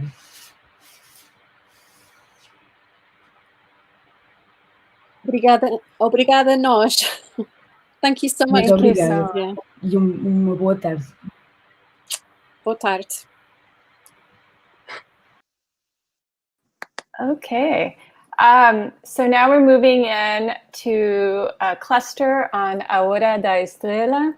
And I also just want to acknowledge, I think this event will probably be going over a little bit. So we thank you for your patience. It's just, there's a lot of material here, as you can see, a lot of exciting presentations. It's also so much fun just to be with our friends and to chat with them. So in this cluster, we're going to start with Sara André da Costa. Hi, Sara. Hello. Nice to see you. Sara is a teaching associate in Portuguese at the University of Nottingham. Her studies began at the University of Lisbon, where she completed a degree in general linguistics and Romance languages.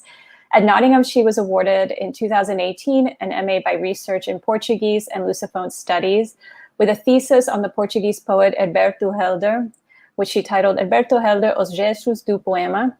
And since 2019, she's been a PhD candidate also at Nottingham, undertaking a comparative study between Clarice Lispector and Helder's literature. And that thesis is titled Clarice Lispector e Herberto Helder, do mito ao texto. Hi, everyone. How are you doing? It's a great pleasure being here and see so many friendly and lovely faces. It is a great pleasure and privilege to be among such an amazing group of readers and researchers to commemorate the centenary of Clarice Lispector. And I would like to take this opportunity to thank Adriana Jacobs and Claire Williams, not only for organizing this lovely event, but also for the meticulous editing undertaken in preparation for the publication we are presenting here today. My contribution for this volume is entitled Mutatis Mutandis, Communicating Absence, and addresses the filmmaking strategy Susana Amaral adopted in her film A Hora da Estrela from 1985, the adaptation of Clarice Lispector's novella of the same name published in 1977. Considering that the novella is in 3 different narrative layers, the story of Rodrigo S.M., the narrator that simultaneously tells the story of the story, regularly addressing the reader via an intense metalinguistic process which delays and sometimes interrupts the narration. What stands out in the process of intersemiotic translation carried out by Amaral is the absence of the metalinguistic traces which are so abundantly present throughout Clarice's text. This absence can be regarded as, on the one hand, the most cautious transition from text iteration, the difficulty in transposing Rodrigo's complex and metalinguistic voice into the screen. On the other hand, the choice of exclusion of the narrator's presence in the film can be seen as an element that compromises the integrity of Clarician universe from A Hora da Estrela. Even if one accepts that the film adaptation process is that of a metamorphosis, whereby the director takes a complex literary text and recreates it, how can the heterogeneity and the intricacy of this particular text survive the excision of something that appears to be essential, specifically Rodrigo's voice? Because if the presence of the narrator throughout the book is clearly noticeable on 3 different levels, the last 2 levels, self-projection and self-identification, remain invisible in Amaral's film. Nevertheless, when Rodrigo's character is transcoded The process does not bring about his disappearance. And in the chapter, I will tease out the traces of his projection and identification within both the narrative and the metalinguistic fields. By way of an answer, I argue that in the film, the narrator conveys the impression of being assimilated by the only narrative that inspires the director, Maccabea's delicate and vague existence. That's all for now. Thank you so much for your attention, and happy birthday to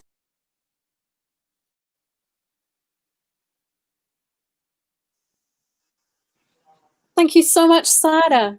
That was wonderful. Thank you so much. Thank you. Now, our next speaker is my illustrious co-editor, Adriana Jacobs, who is Associate Professor of Modern Hebrew Literature at the University of Oxford and a Fellow of the Oxford Centre for Hebrew and Jewish Studies. She's the author of Strange Cocktail, Translation and the Making of Modern Hebrew Literature, and her translation from the Hebrew of, now I can't pronounce this, Van Nuyen's The Truffle Eye is forthcoming from Zephyr Press. Over to you. You did a great job, so no problem with that pronunciation. So my contribution to the Lispector volume deals with Hebrew translations of Lispector's work. So I'm going to start. This is just a little extract from the piece that I'm including in the volume. So when I moved to Israel after college to study Hebrew, one of my first book purchases was Miriam Tivon's Hebrew translation of Ha'ora da Estrela, which in Hebrew is She'at HaKochav. It's this book here. There it is. Tivon's Hebrew translation was published in 1999. It appeared at the end of a decade that had seen a proliferation of critical works on Lispector, including an interest within Jewish studies in tracing or excavating Jewish sources in her work. But I wouldn't know all of this until later when I went to graduate school. I bought this book then because it was already one of the most important books in my life, and because even though I was feeling adrift and alone in this new country and language, the moment I opened Tivon's translation and read the first sentence, Hakol ba'olam hechel be'amirat ken, I knew exactly what it said. I knew this because I carried these words with me everywhere I went. Tudo no mundo comenzó como un sim, or in Giovanni Pontiero's translation, which was my introduction to Lispector, everything in the world began with a yes. In my contribution to the volume, a piece I have titled Clarice Hebraica, I'm interested in what happens when Lispector is translated into Hebrew, the language of her birth name, Chaya. Lispector may have resisted a Jewish reading of her work and of her person, but translation into Hebrew draws her into a Jewish cultural orbit. And in my reading of the Hebrew translation of Ha'ora da Estrela, I consider how translation into Hebrew both reveals and creates Jewish sites in her work.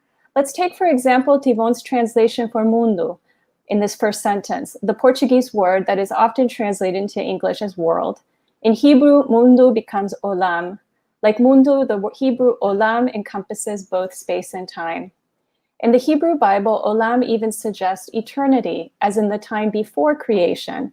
For example, in Genesis 21, verse 33, God is referred to as El Olam, the everlasting God. In Jewish eschatology, the expression Ha'olam haba, the world to come, is not a place, but the time after death that precedes the Messianic age. Relatedly, the expression Ha'olam hazeh, this world, means now, in this time. Later, rabbinic literature will attest to an understanding of olam as the physical world, and specifically as the measure of the human lifespan.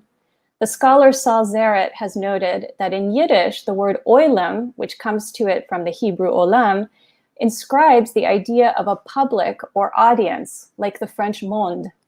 And I'm thinking about this now as I remember holding Miriam Tivon's translation and debating whether I should buy it.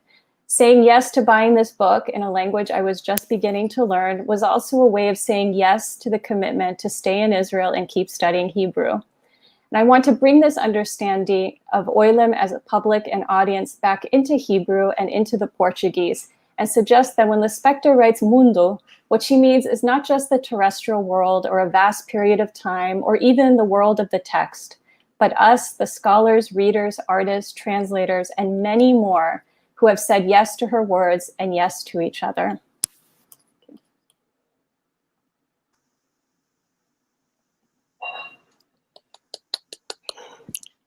Thank you so much. Okay, and now I'll follow my presentation, introducing someone whose work has been, when we talk about Jewish Lispector, incredibly influential in my own studies and and who I cite in my contribution, Nelson Vieira. He can come on the screen. Hello, Nelson. So nice to see you. Hope you're doing well in these pandemic times. Nelson, okay. So I'm going to introduce you briefly. Oh, can I? In these pandemic times, I'm having a little feedback loop on my end, so I'm just going to keep going. Introduce you briefly. So Nelson Vieira is Professor Emeritus of Portuguese and Brazilian Studies and Judaic Studies at Brown University. He's the North American founding co-editor of the literary journal Brazil, since 1998 to the present. Besides articles on Brazilian literature and culture from late 19th through 21st century Brazilian fiction. Oh, actually, Nelson, can you mute yourself for a second? I think that's what I'm hearing. Yes, thank you. So besides articles on Brazilian literature and culture from the late 19th century through the 21st century Brazilian fiction, his recent research focuses on a book-length study on the short story writer Dalton Trevisan. His major publications include Contemporary Jewish Writing in Brazil, Critical Introduction and Translation, Anonymous Celebrity by Ignacio de Loyola Brandão as translator, The Prophet and Other Stories by Samuel Havitt, also to which he contributed, he did the translation and also an introduction, and Jewish Voices in Brazilian Literature, A Prophetic Discourse of Alterity, which came out in 1995, among many, many others. So thank you for joining us. And yeah, A Prophetic Discourse Claire of Alterity, which came out in 1995, among many, many others. So thank you for joining us. Coordinating the wonderful, stimulating conference that we had 3 years ago. And for your indefatigable work on the book project, and also for this stimulating conference that we had 3 years ago, which replicates the camaraderie that we felt in Oxford.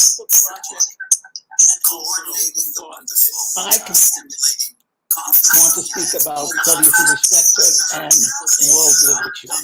I contend that Clarice Lispector does indeed belong to Brazilian and to world literature, as evidenced in The Hour of the Star, because this narrative deftly evokes a broadening consciousness of the world, flowing via the individual, the local, and the global.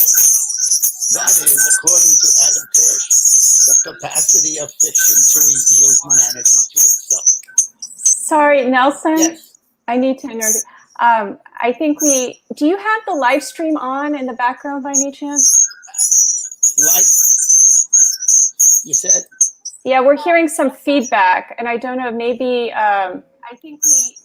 Maybe it's the YouTube channel. Yeah, if you can turn off the YouTube channel. Yeah, we're hearing some feedback, and I don't know, maybe... I'm hearing the feedback as well. Do you have the YouTube video running somewhere? Turn off the YouTube channel. Maybe. Yeah, we're hearing some feedback, and I don't know, maybe... I'm hearing the feedback as well. Do you have the YouTube video running somewhere? Turn off the YouTube channel. I didn't think so. But maybe that's what's happening. How can I get rid of that? I think just close that window with the YouTube video.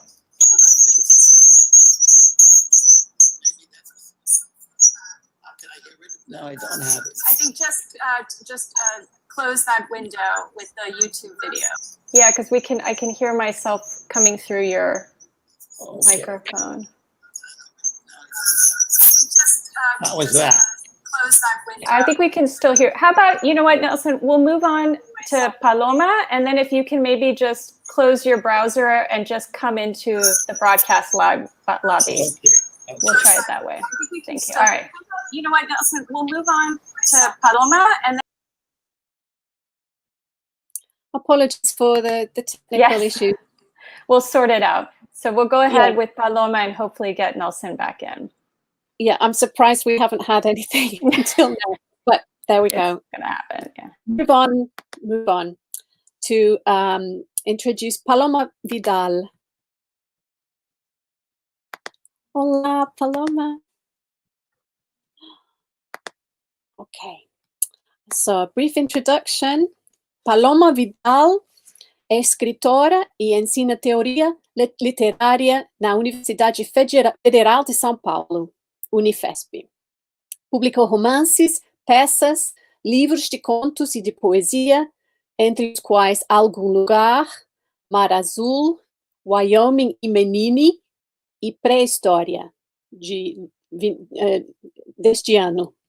De crítica literária, publicou A História em Seus Restos, Literatura e Exílio no Cone Sul, Escrever de Fora, Viagem e Experiência na Narrativa Argentina Contemporânea e Estar Entre, Ensaios de Literaturas em Trânsito. É editora da revista Grumo e tradutora de autores latino-americanos como Clarice Lispector, Adolfo Bioy Casares, Margot Glantz, Tamara Kamenstein e Silviano Santiago.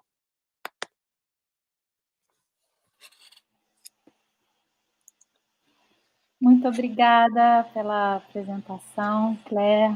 Muito obrigada, Diana e Claire, pela organização do livro, pela organização desse evento de hoje, também daquele evento de 2017, que hoje traz muita nostalgia.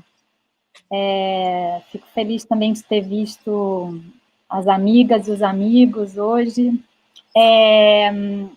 O meu texto nesse livro, ele foi escrito para esse volume comemorativo dos 40 anos da Hora da Estrela.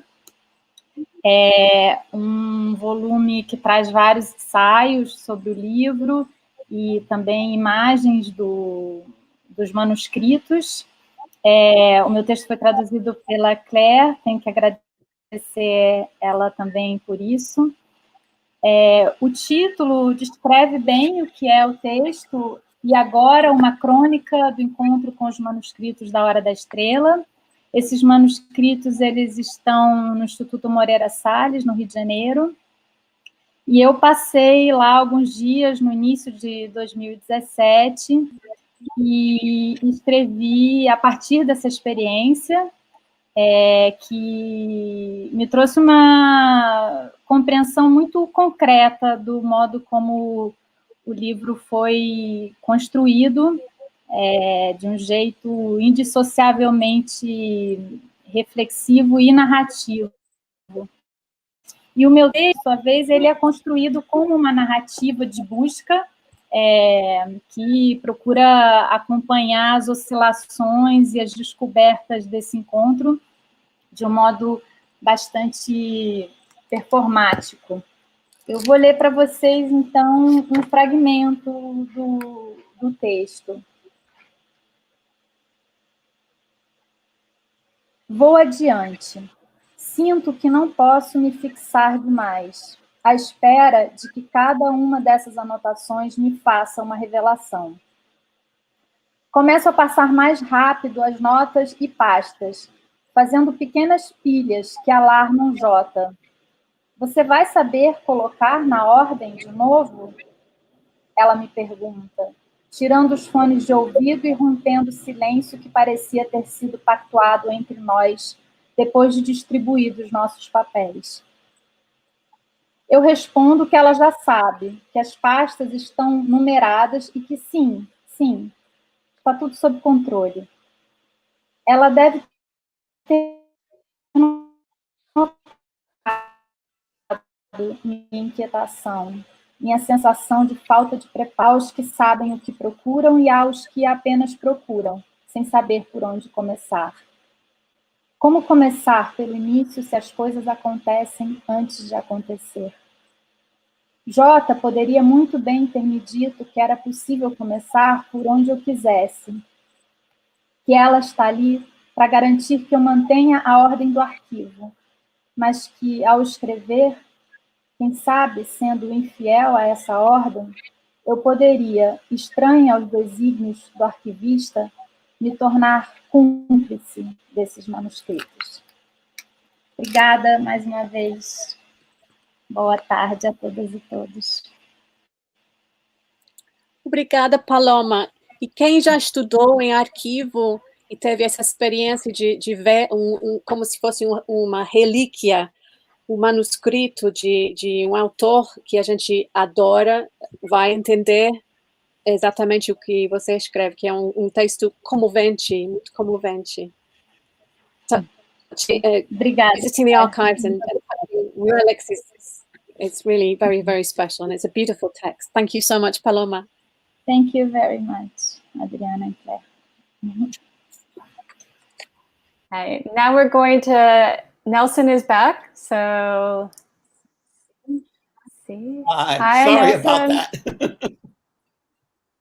That's okay. Now we can hear you beautifully. It's so nice to see you. And a couple of people were commenting that it's sort of the spectral quality of the layered audio. It seemed very fitting for this kind of event. All right, so we'll let you, yes. So please start from the beginning. Okay. First of all, I want to thank Claire and Adriana for coordinating that wonderful conference in Oxford, and also for their indefatigable work on the book project, and also for, organizing this homage, which still, emits the vibrancy of the camaraderie among us all. So it's great to see you all. Okay, my contribution deals with Clarice Lispector and world literature. I contend that Clarice Lispector does indeed belong to Brazilian and world literature, as evidenced in The Hour of the Star, because this narrative definitely evokes a broadening consciousness of the world, flowing via the individual, the local, and the global. That is, according to Adam Kirsch, quote, the capacity of fiction to reveal humanity to itself, end quote, enabling a reader to rethink, refine his or her psychosocial mindset by stepping outside one's comfort zone, or by changing one's reductive way of thinking, such as stereotyping, especially if world literature aspires to offer what David Damrosch says, multiple windows on the world, toward what Roger Sell states as an affiliation of the different. A transformation of views and attitudes occurs in Hour of the Star and is dramatized by the educated narrator who, as an insecure middle-class male writer, attempts with difficulty to ethically invent his lower-class, sparse female protagonist, Macabea. As a subaltern, she cannot speak, but can he speak for her? Simultaneously, a transformation may emerge within the reader, increasingly provoked by the narrative setup of this moral ethical quandary, particularly if a possible higher social status of the reader induces another point of view. Narrator, quote, the girl is a truth I didn't want to know about. I don't know whom to accuse, but somebody has to have done it. I'm well aware that it's frightening to step out of oneself, but everything new is frightening. Her existence is sparse, but why should I feel guilty? And trying to rid myself of the weight of not having done anything concrete to help the girl. This aleph of a novella contains much in little and may serve as a metaphor for a struggle for coexistence because the reader, along with the narrator, is challenged to confront his own sense of selfhood, to assess the extent of his or her degree of self-knowledge, obliging one to rethink oneself via its encounter with the other. That is, grappling with the conflicting and sometimes unfamiliar values, thoughts, and behaviors of another individual and another society. In other words, toward alterity beyond egoism, where, after all, does one belong to? Clarice's narrative on the world stems from her ability to face otherness boldly, acutely, but sensitively. It is one of her repeated incantations and is movingly manifested in this cogent chronicle. But one thing is certain, I am not my path. My path is someone else. My path is others. When I can fully sense another's presence, I will be safe and think to myself, here is my port of call. Thank you. Great to see you all. Saudades. Saudades. Indeed. Thank you so much, Nelson. And now we're going to quickly, hopefully, make the transition from panel 3. For the panel 3 participants can leave the broadcast lobby. And now the final part, I'm going to invite Katrina, Julia, Cynthia into the lobby. And as soon as they are there, we're going to start. So the next section and the final one is on translation. And fittingly, we're going to start with Katrina Dodson. There she is. Hi. Good to see you. Hi. Katrina Dodson is the translator of The Complete Stories by Clarice Lispector, winner of the PEN Translation Prize and other awards. She is currently adapting her Lispector translation journal into a book, which I can't wait to read, and translating the 1928 Brazilian modernist classic Macunaíma, The Hero with No Character by Mário G. Andrade, for New Directions. Her writing has appeared in McSweeney's, The Believer, the Paris Review, and elsewhere. She holds a PhD in comparative literature from the University of California, Berkeley, and teaches translation at Columbia University. And to say the least, a number of us are quoting from your wonderful translation of the stories. Thank you so much for being a part of this event with us. Thank you for having me. It's so nice to be here and to see everyone again. Muito saudades. Yeah, just thank you so much for bringing us all together and doing this tremendous work. And parabéns, Clarice.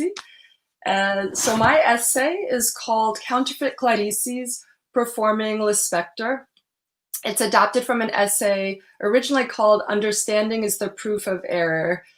And it originally appeared in the Believer magazine, June-July 2018 issue. And it's based in part on a journal that I kept while translating the complete stories for 2 years. And this essay was part of an attempt to reflect on the intimate act of translating Clarice's life trajectory of short stories from 1940 to 1977, but also to consider it as a collective experience in conversation with other Lispector translators and more generally other devoted readers. Eventually, I'll extend these reflections into a book, as Adriana mentioned, and I'll come back to that after I finish translating Macunaíma. Almost done. So one major thread in this essay is the immense pressure I felt to get it right as a translator, how I struggled to make the correct interpretation, to avoid earlier translators' miscalculations of smoothing out Clarice's deviations in language, not to make silly errors myself, like when I didn't realize that Montanha Russa wasn't some strange Russian mountain ride, but just means roller coaster. During the translation process, I kept thinking of other Lispector translators like Giovanni Pontiero, whose annotated copy of A Legião Estrangeira, the Foreign Legion I was translating from, and the poet Elizabeth Bishop, who translated 3 stories, and others. I sometimes had to be reminded that Clarice's word wasn't holy scripture, and even a psychic I saw said that Clarice was telling me to get hold of myself and just relax about getting it perfect, because I could never be her. That would be insulting. The first title of this essay, Understanding is the Proof of Error, is a line from The Egg and the Chicken, and it speaks to how I had to let go of this intense fear of making an error to make the translation sing in my own voice. Another major thread, which gives the essay its alternate title, the one for the After Clarice book, Counterfeit Clarices Performing Lispector, is this idea that translation is a kind of performance, like playing music from a score or acting from a script. The Clarician narrator of the story, Involuntary Incarnation, writes of inhabiting different people to write them. And this is how I think of translation too. I also got this obsession after the complete stories came out with correcting publications that kept mistakenly running photos of doppelganger Clarices.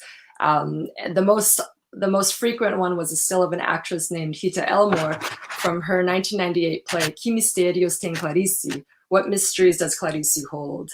I would get so annoyed whenever I saw Elmore's overly dramatic impersonation of Clarice smoking a cigarette.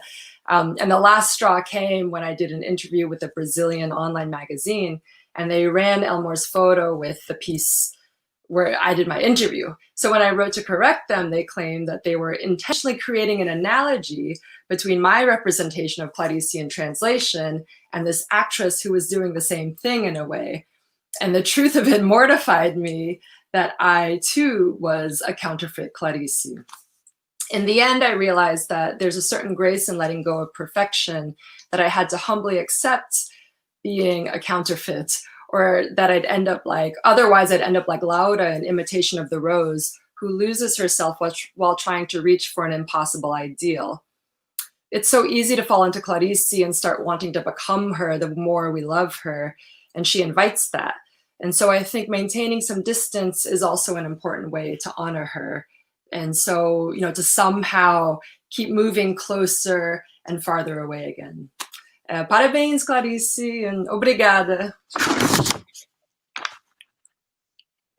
Parabéns, Katrina. Thank you so much. Counterfeit about you. I'm an imposter. No, it's really a wonderful, and we're so grateful that you're in our volume. And just seeing your face and everyone's faces, I just wish we could gather all together again. So thank you so much, Katrina. Thank you.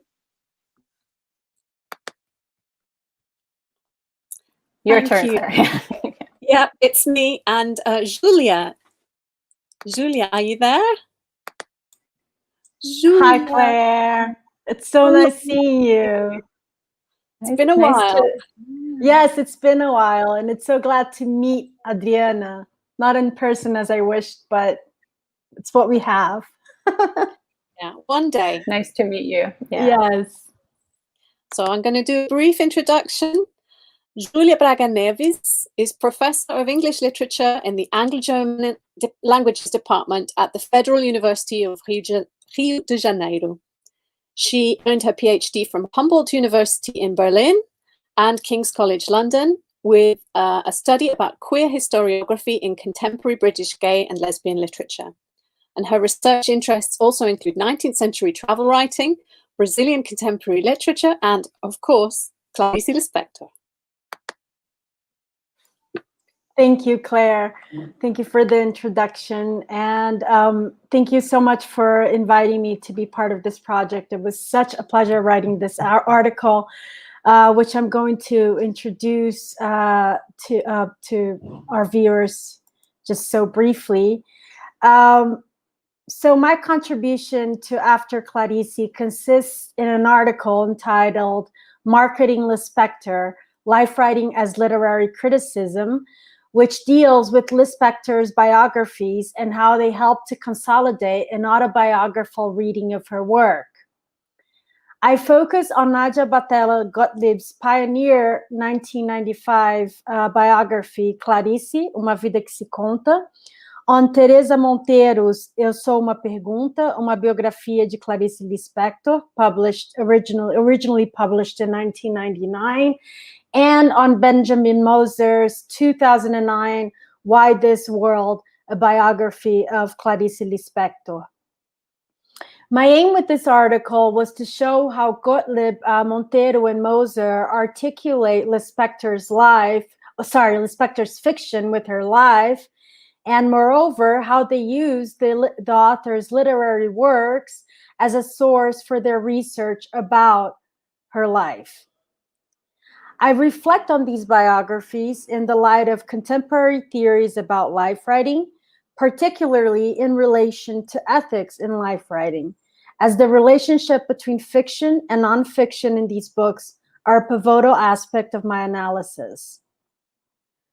Lastly, I conclude that although these biographies are of great value to the preservation of Lispector's memory and legacy as a writer, each of them paved the way to the establishment of an autobiographical reading of Lispector's works that has been often carried out in contemporary Lispectorian scholarship. This line of criticism has been notably buttressed in Lispector's Anglophone readership and criticism, especially due to Moser's controversial biography and his recent editions of Lispector's literature with new direction. Thank you, Claire. Thank you, Adriana, once again for letting me be part of this project. Thank you so much, Julia, for your wonderful contribution. It's really good to see you. And hopefully we'll get a chance to meet one day in person. Yes, hopefully. Yes. All right, so our next, we have two final presentations, and the next one is Cynthia Beatriz Costa. Hi, nice to see you. So Cynthia's contribution is a collaboration with Luana Ferreira de Freitas, who unfortunately couldn't join us live today, but we wanted to acknowledge that collaboration in the introduction. Cynthia completed her PhD in translation studies at Universidade Federal de Santa Catarina in 2016 with a dissertation about Dom Casamuro's reception in English. She is a literary studies and translation professor at Universidade Federal de Uberlândia and has published studies on Machado de Assis and Clarice Lispector's translations abroad. Good to see you. Thank you so much, Adriana. I'd like to say hello, everybody. Boa tarde a todos e a todas. I'm so happy to see and to hear everybody again here today. I'm missing Luana, but she could not be with us. Well, she's with us anyway, through the text. I thank Claire and Adriana for the invitation to be part of this wonderful event and of the book, of course. I'd like to present to you our chapter, Clarice Lispector in English, Translation and Reception, which I wrote with Luana Ferreira de Freitas. She was my doctorate supervisor, and she studies Clarice abroad and in Brazil through literary theory too. So our text is divided into three main parts. In the introduction, we point out how Clarice has been frequently translated, retranslated, reviewed, and studied in English, a phenomenon that has been felt with most acute intensity since the issue of the complete stories, translated by Katrina, we've just heard her, which came out in 2015. All Clarice's novels and short stories, and most of her chronicles, are now available in English, with the exception of some of her writings in the children's literature field. In this first part of our text, we basically travel through Clarice's path in the Anglophone world. In the second part, we argue that a group of key players have endeavored to bring her work to light for English-speaking readers, among them Elizabeth Bishop, Alfred Knopf, Gregory Rabassa, Giovanni Pontiero, Earl Fitz, and Benjamin Moser, and more indirectly, of course, we've already talked about her today, Hélène Cixous. Currently, the exceptional work of translators, some of them are here today, including Moser, Dodson, Margaret Edwards, Magdalena Edwards, sorry, Alison Entrikin, Johnny Lawrence, and Idra Novi contribute to Clarice's success in English nowadays. In the third part of the text, we turn our attention then to the practice of translation through the analysis of two texts translated by Dodson, the short story Amor, my favorite of all, and of many people too, and the Crônica Mineirinho, thus acknowledging the critical success of the complete stories in English. So I thank you all. Muito obrigada. Cuidem-se. Parabéns para Clarice. Thank you so much. Thank you so much, Cynthia. Thank you. Wonderful. And Luana, whenever you hear this, thank you so much as well.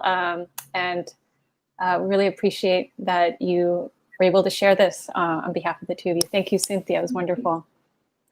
Thank you. All right. We've reached our last contribution, which is a recorded contribution by Professor Min Shui Fei, our colleague from Beijing University, who can't be with us because she's at a conference in Macau celebrating Clarice Lispector. But she has sent us her translation of the short story Uma Galinha. It's one of the, she's translating Laços de Família, family ties, into Chinese, and she's recorded Uma Galinha for us. I will just give a brief introduction to the professor, Min Shui Fei, who is associate professor at Peking University, where she teaches Portuguese language and literature. She took her doctorate Diluindo Fronteiras, Mal, Amor, Morte, Corpo e Mente in Clarice Lispector at the University of Coimbra in Portugal. She's a literary translator who has translated into Chinese works by Fernando Pessoa and Clarice Lispector, among others. And her translation of The Chicken, Uma Galinha, will follow. It's in Chinese, because she's translated into Chinese, and it's 7 minutes long. And so after this audio, we will make our final remarks and say goodbye to everybody. Thank you, Jose. Lispector 译者闵雪飞。这只鸡属于星期天，它还活着，因为上午9点还没到。它看起来很平静。从星期6开始，他便蜷缩在厨房的一个角落里，他谁也不看，谁也不看他。即便人们挑中了他，无情地用手拨弄他的隐秘，却依然不知道他是肥是瘦。人们从来猜不出他也有渴望，因此，当人们看到他张开翅膀，暂短的飞翔，不由得惊呆了。他胸膛鼓着气，2、3下之后，便到达了露台的边界。有一刻他迟疑了，正是此时厨娘发出了尖叫，瞬间他踏上了邻居家的露台，又从那里经过有一场笨拙的飞行到达了屋顶。他停在那里，宛如错位的装饰，有时用一只脚，有时用另一只脚迟疑地站立着。全家人被紧急叫出，惊愕地看着他们的午餐正紧挨着烟囱。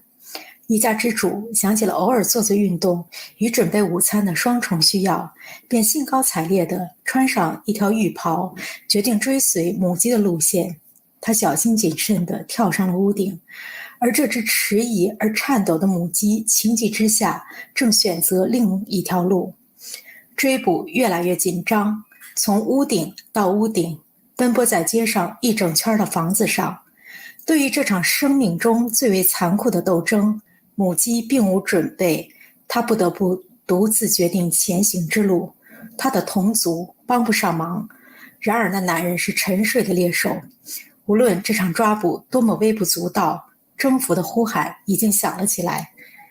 这只母鸡无父无母，孑然于世。它奔跑、喘息、沉默、专注。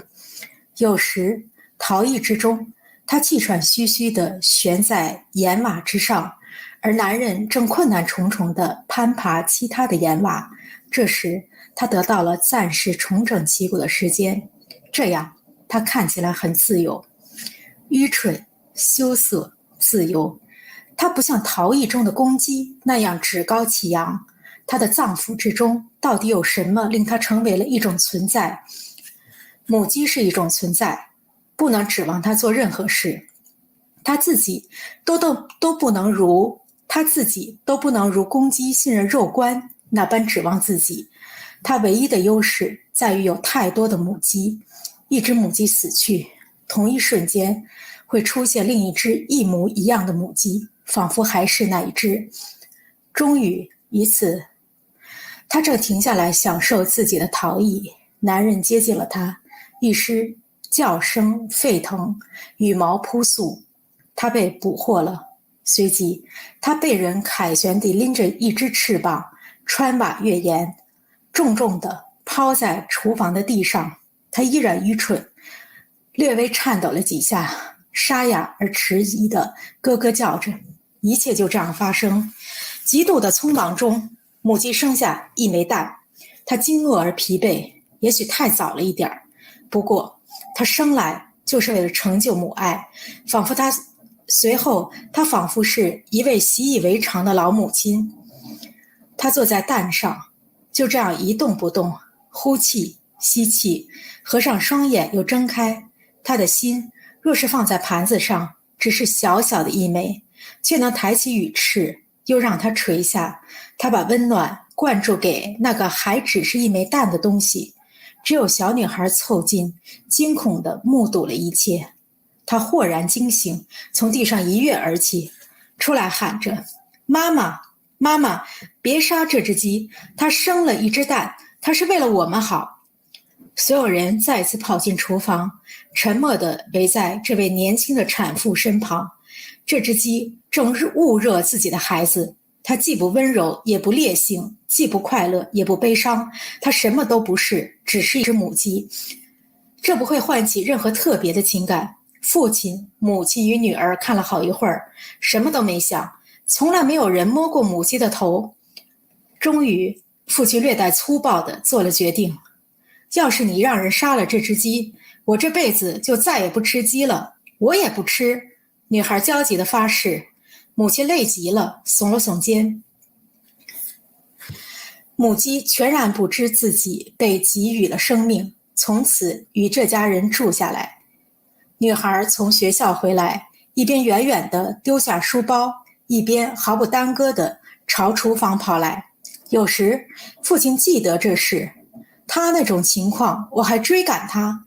母鸡变成了家中的女王，所有人都知道，除了他自己。他在厨房与露台之间流连，运用着他的两种能力，冷漠与警惕。但是当家中所有人平静下来，仿佛忘却他的时候，他鼓起了小小的勇气。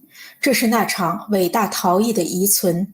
他在地板上逡巡，身躯跟着头颅向前移动，仿佛在田野上一般悠然自得。然而头颅出卖了他，他快速且颤巍巍地摇动，由自带有毒鼠这一物种的恐惧，那是古老而今却已变得机械了的恐惧。母鸡会偶尔的、越来越稀少地回忆起那一刻，他在屋檐上迎风独立，准备宣告。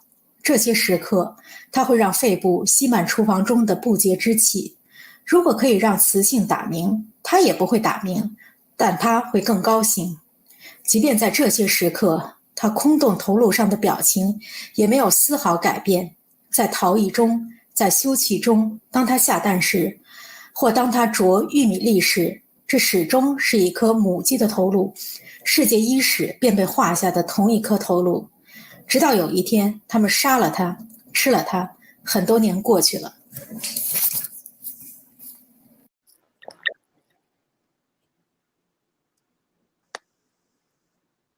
Thank you. So then we have an exclusive of Min Shui Fei's translation of Magalia into Chinese. I don't think it's been published yet. It's really extraordinary. But her her contribution to the book is an essay about the experience of translating Clarice Lispector into Chinese. And in fact, for Adriana and us, we have the privilege of having read all the chapters which are going into the book. We've just given you snippets here, or the contributors have given very brief introductions to their work, but modesty apart, we can say that it's just been well, I can say it's just been an absolute joy to work on this book, a privilege to read these chapters, which will add to Lispector criticism, I'm absolutely sure. Yeah, and just briefly, again, what a joy to work with Claire. I feel like Clarice has this way, as we have all experienced, of bringing people who maybe wouldn't have encountered each other and bringing them together. And I certainly feel that's been the case for us, and how lucky to have that connection and to be able to share it with so many other people. So thank you so much for joining us. And this event has been recorded. It will stay online. So we can always dip back in and remember this event very fondly. So thank you. Absolutely. I just wanted to go back to something that Carlos said. He talked about amizade com Clarice ao fundo, which is something she does have this way of bringing us together. And I've made friends through Clarice, including Adriana, dear friends who have enriched my experience of reading her and enriched my life. So thank you very much. We hope to meet all our contributors at some point to launch this book properly. This is a pre-launch, but we really do intend to celebrate. And I think today we're going to all the different time zones that we're in, all our contributors. I encourage you to go and raise a glass of something and celebrate 100 years of Clarice Lispector. And on that note, see you all soon, hopefully. Bye.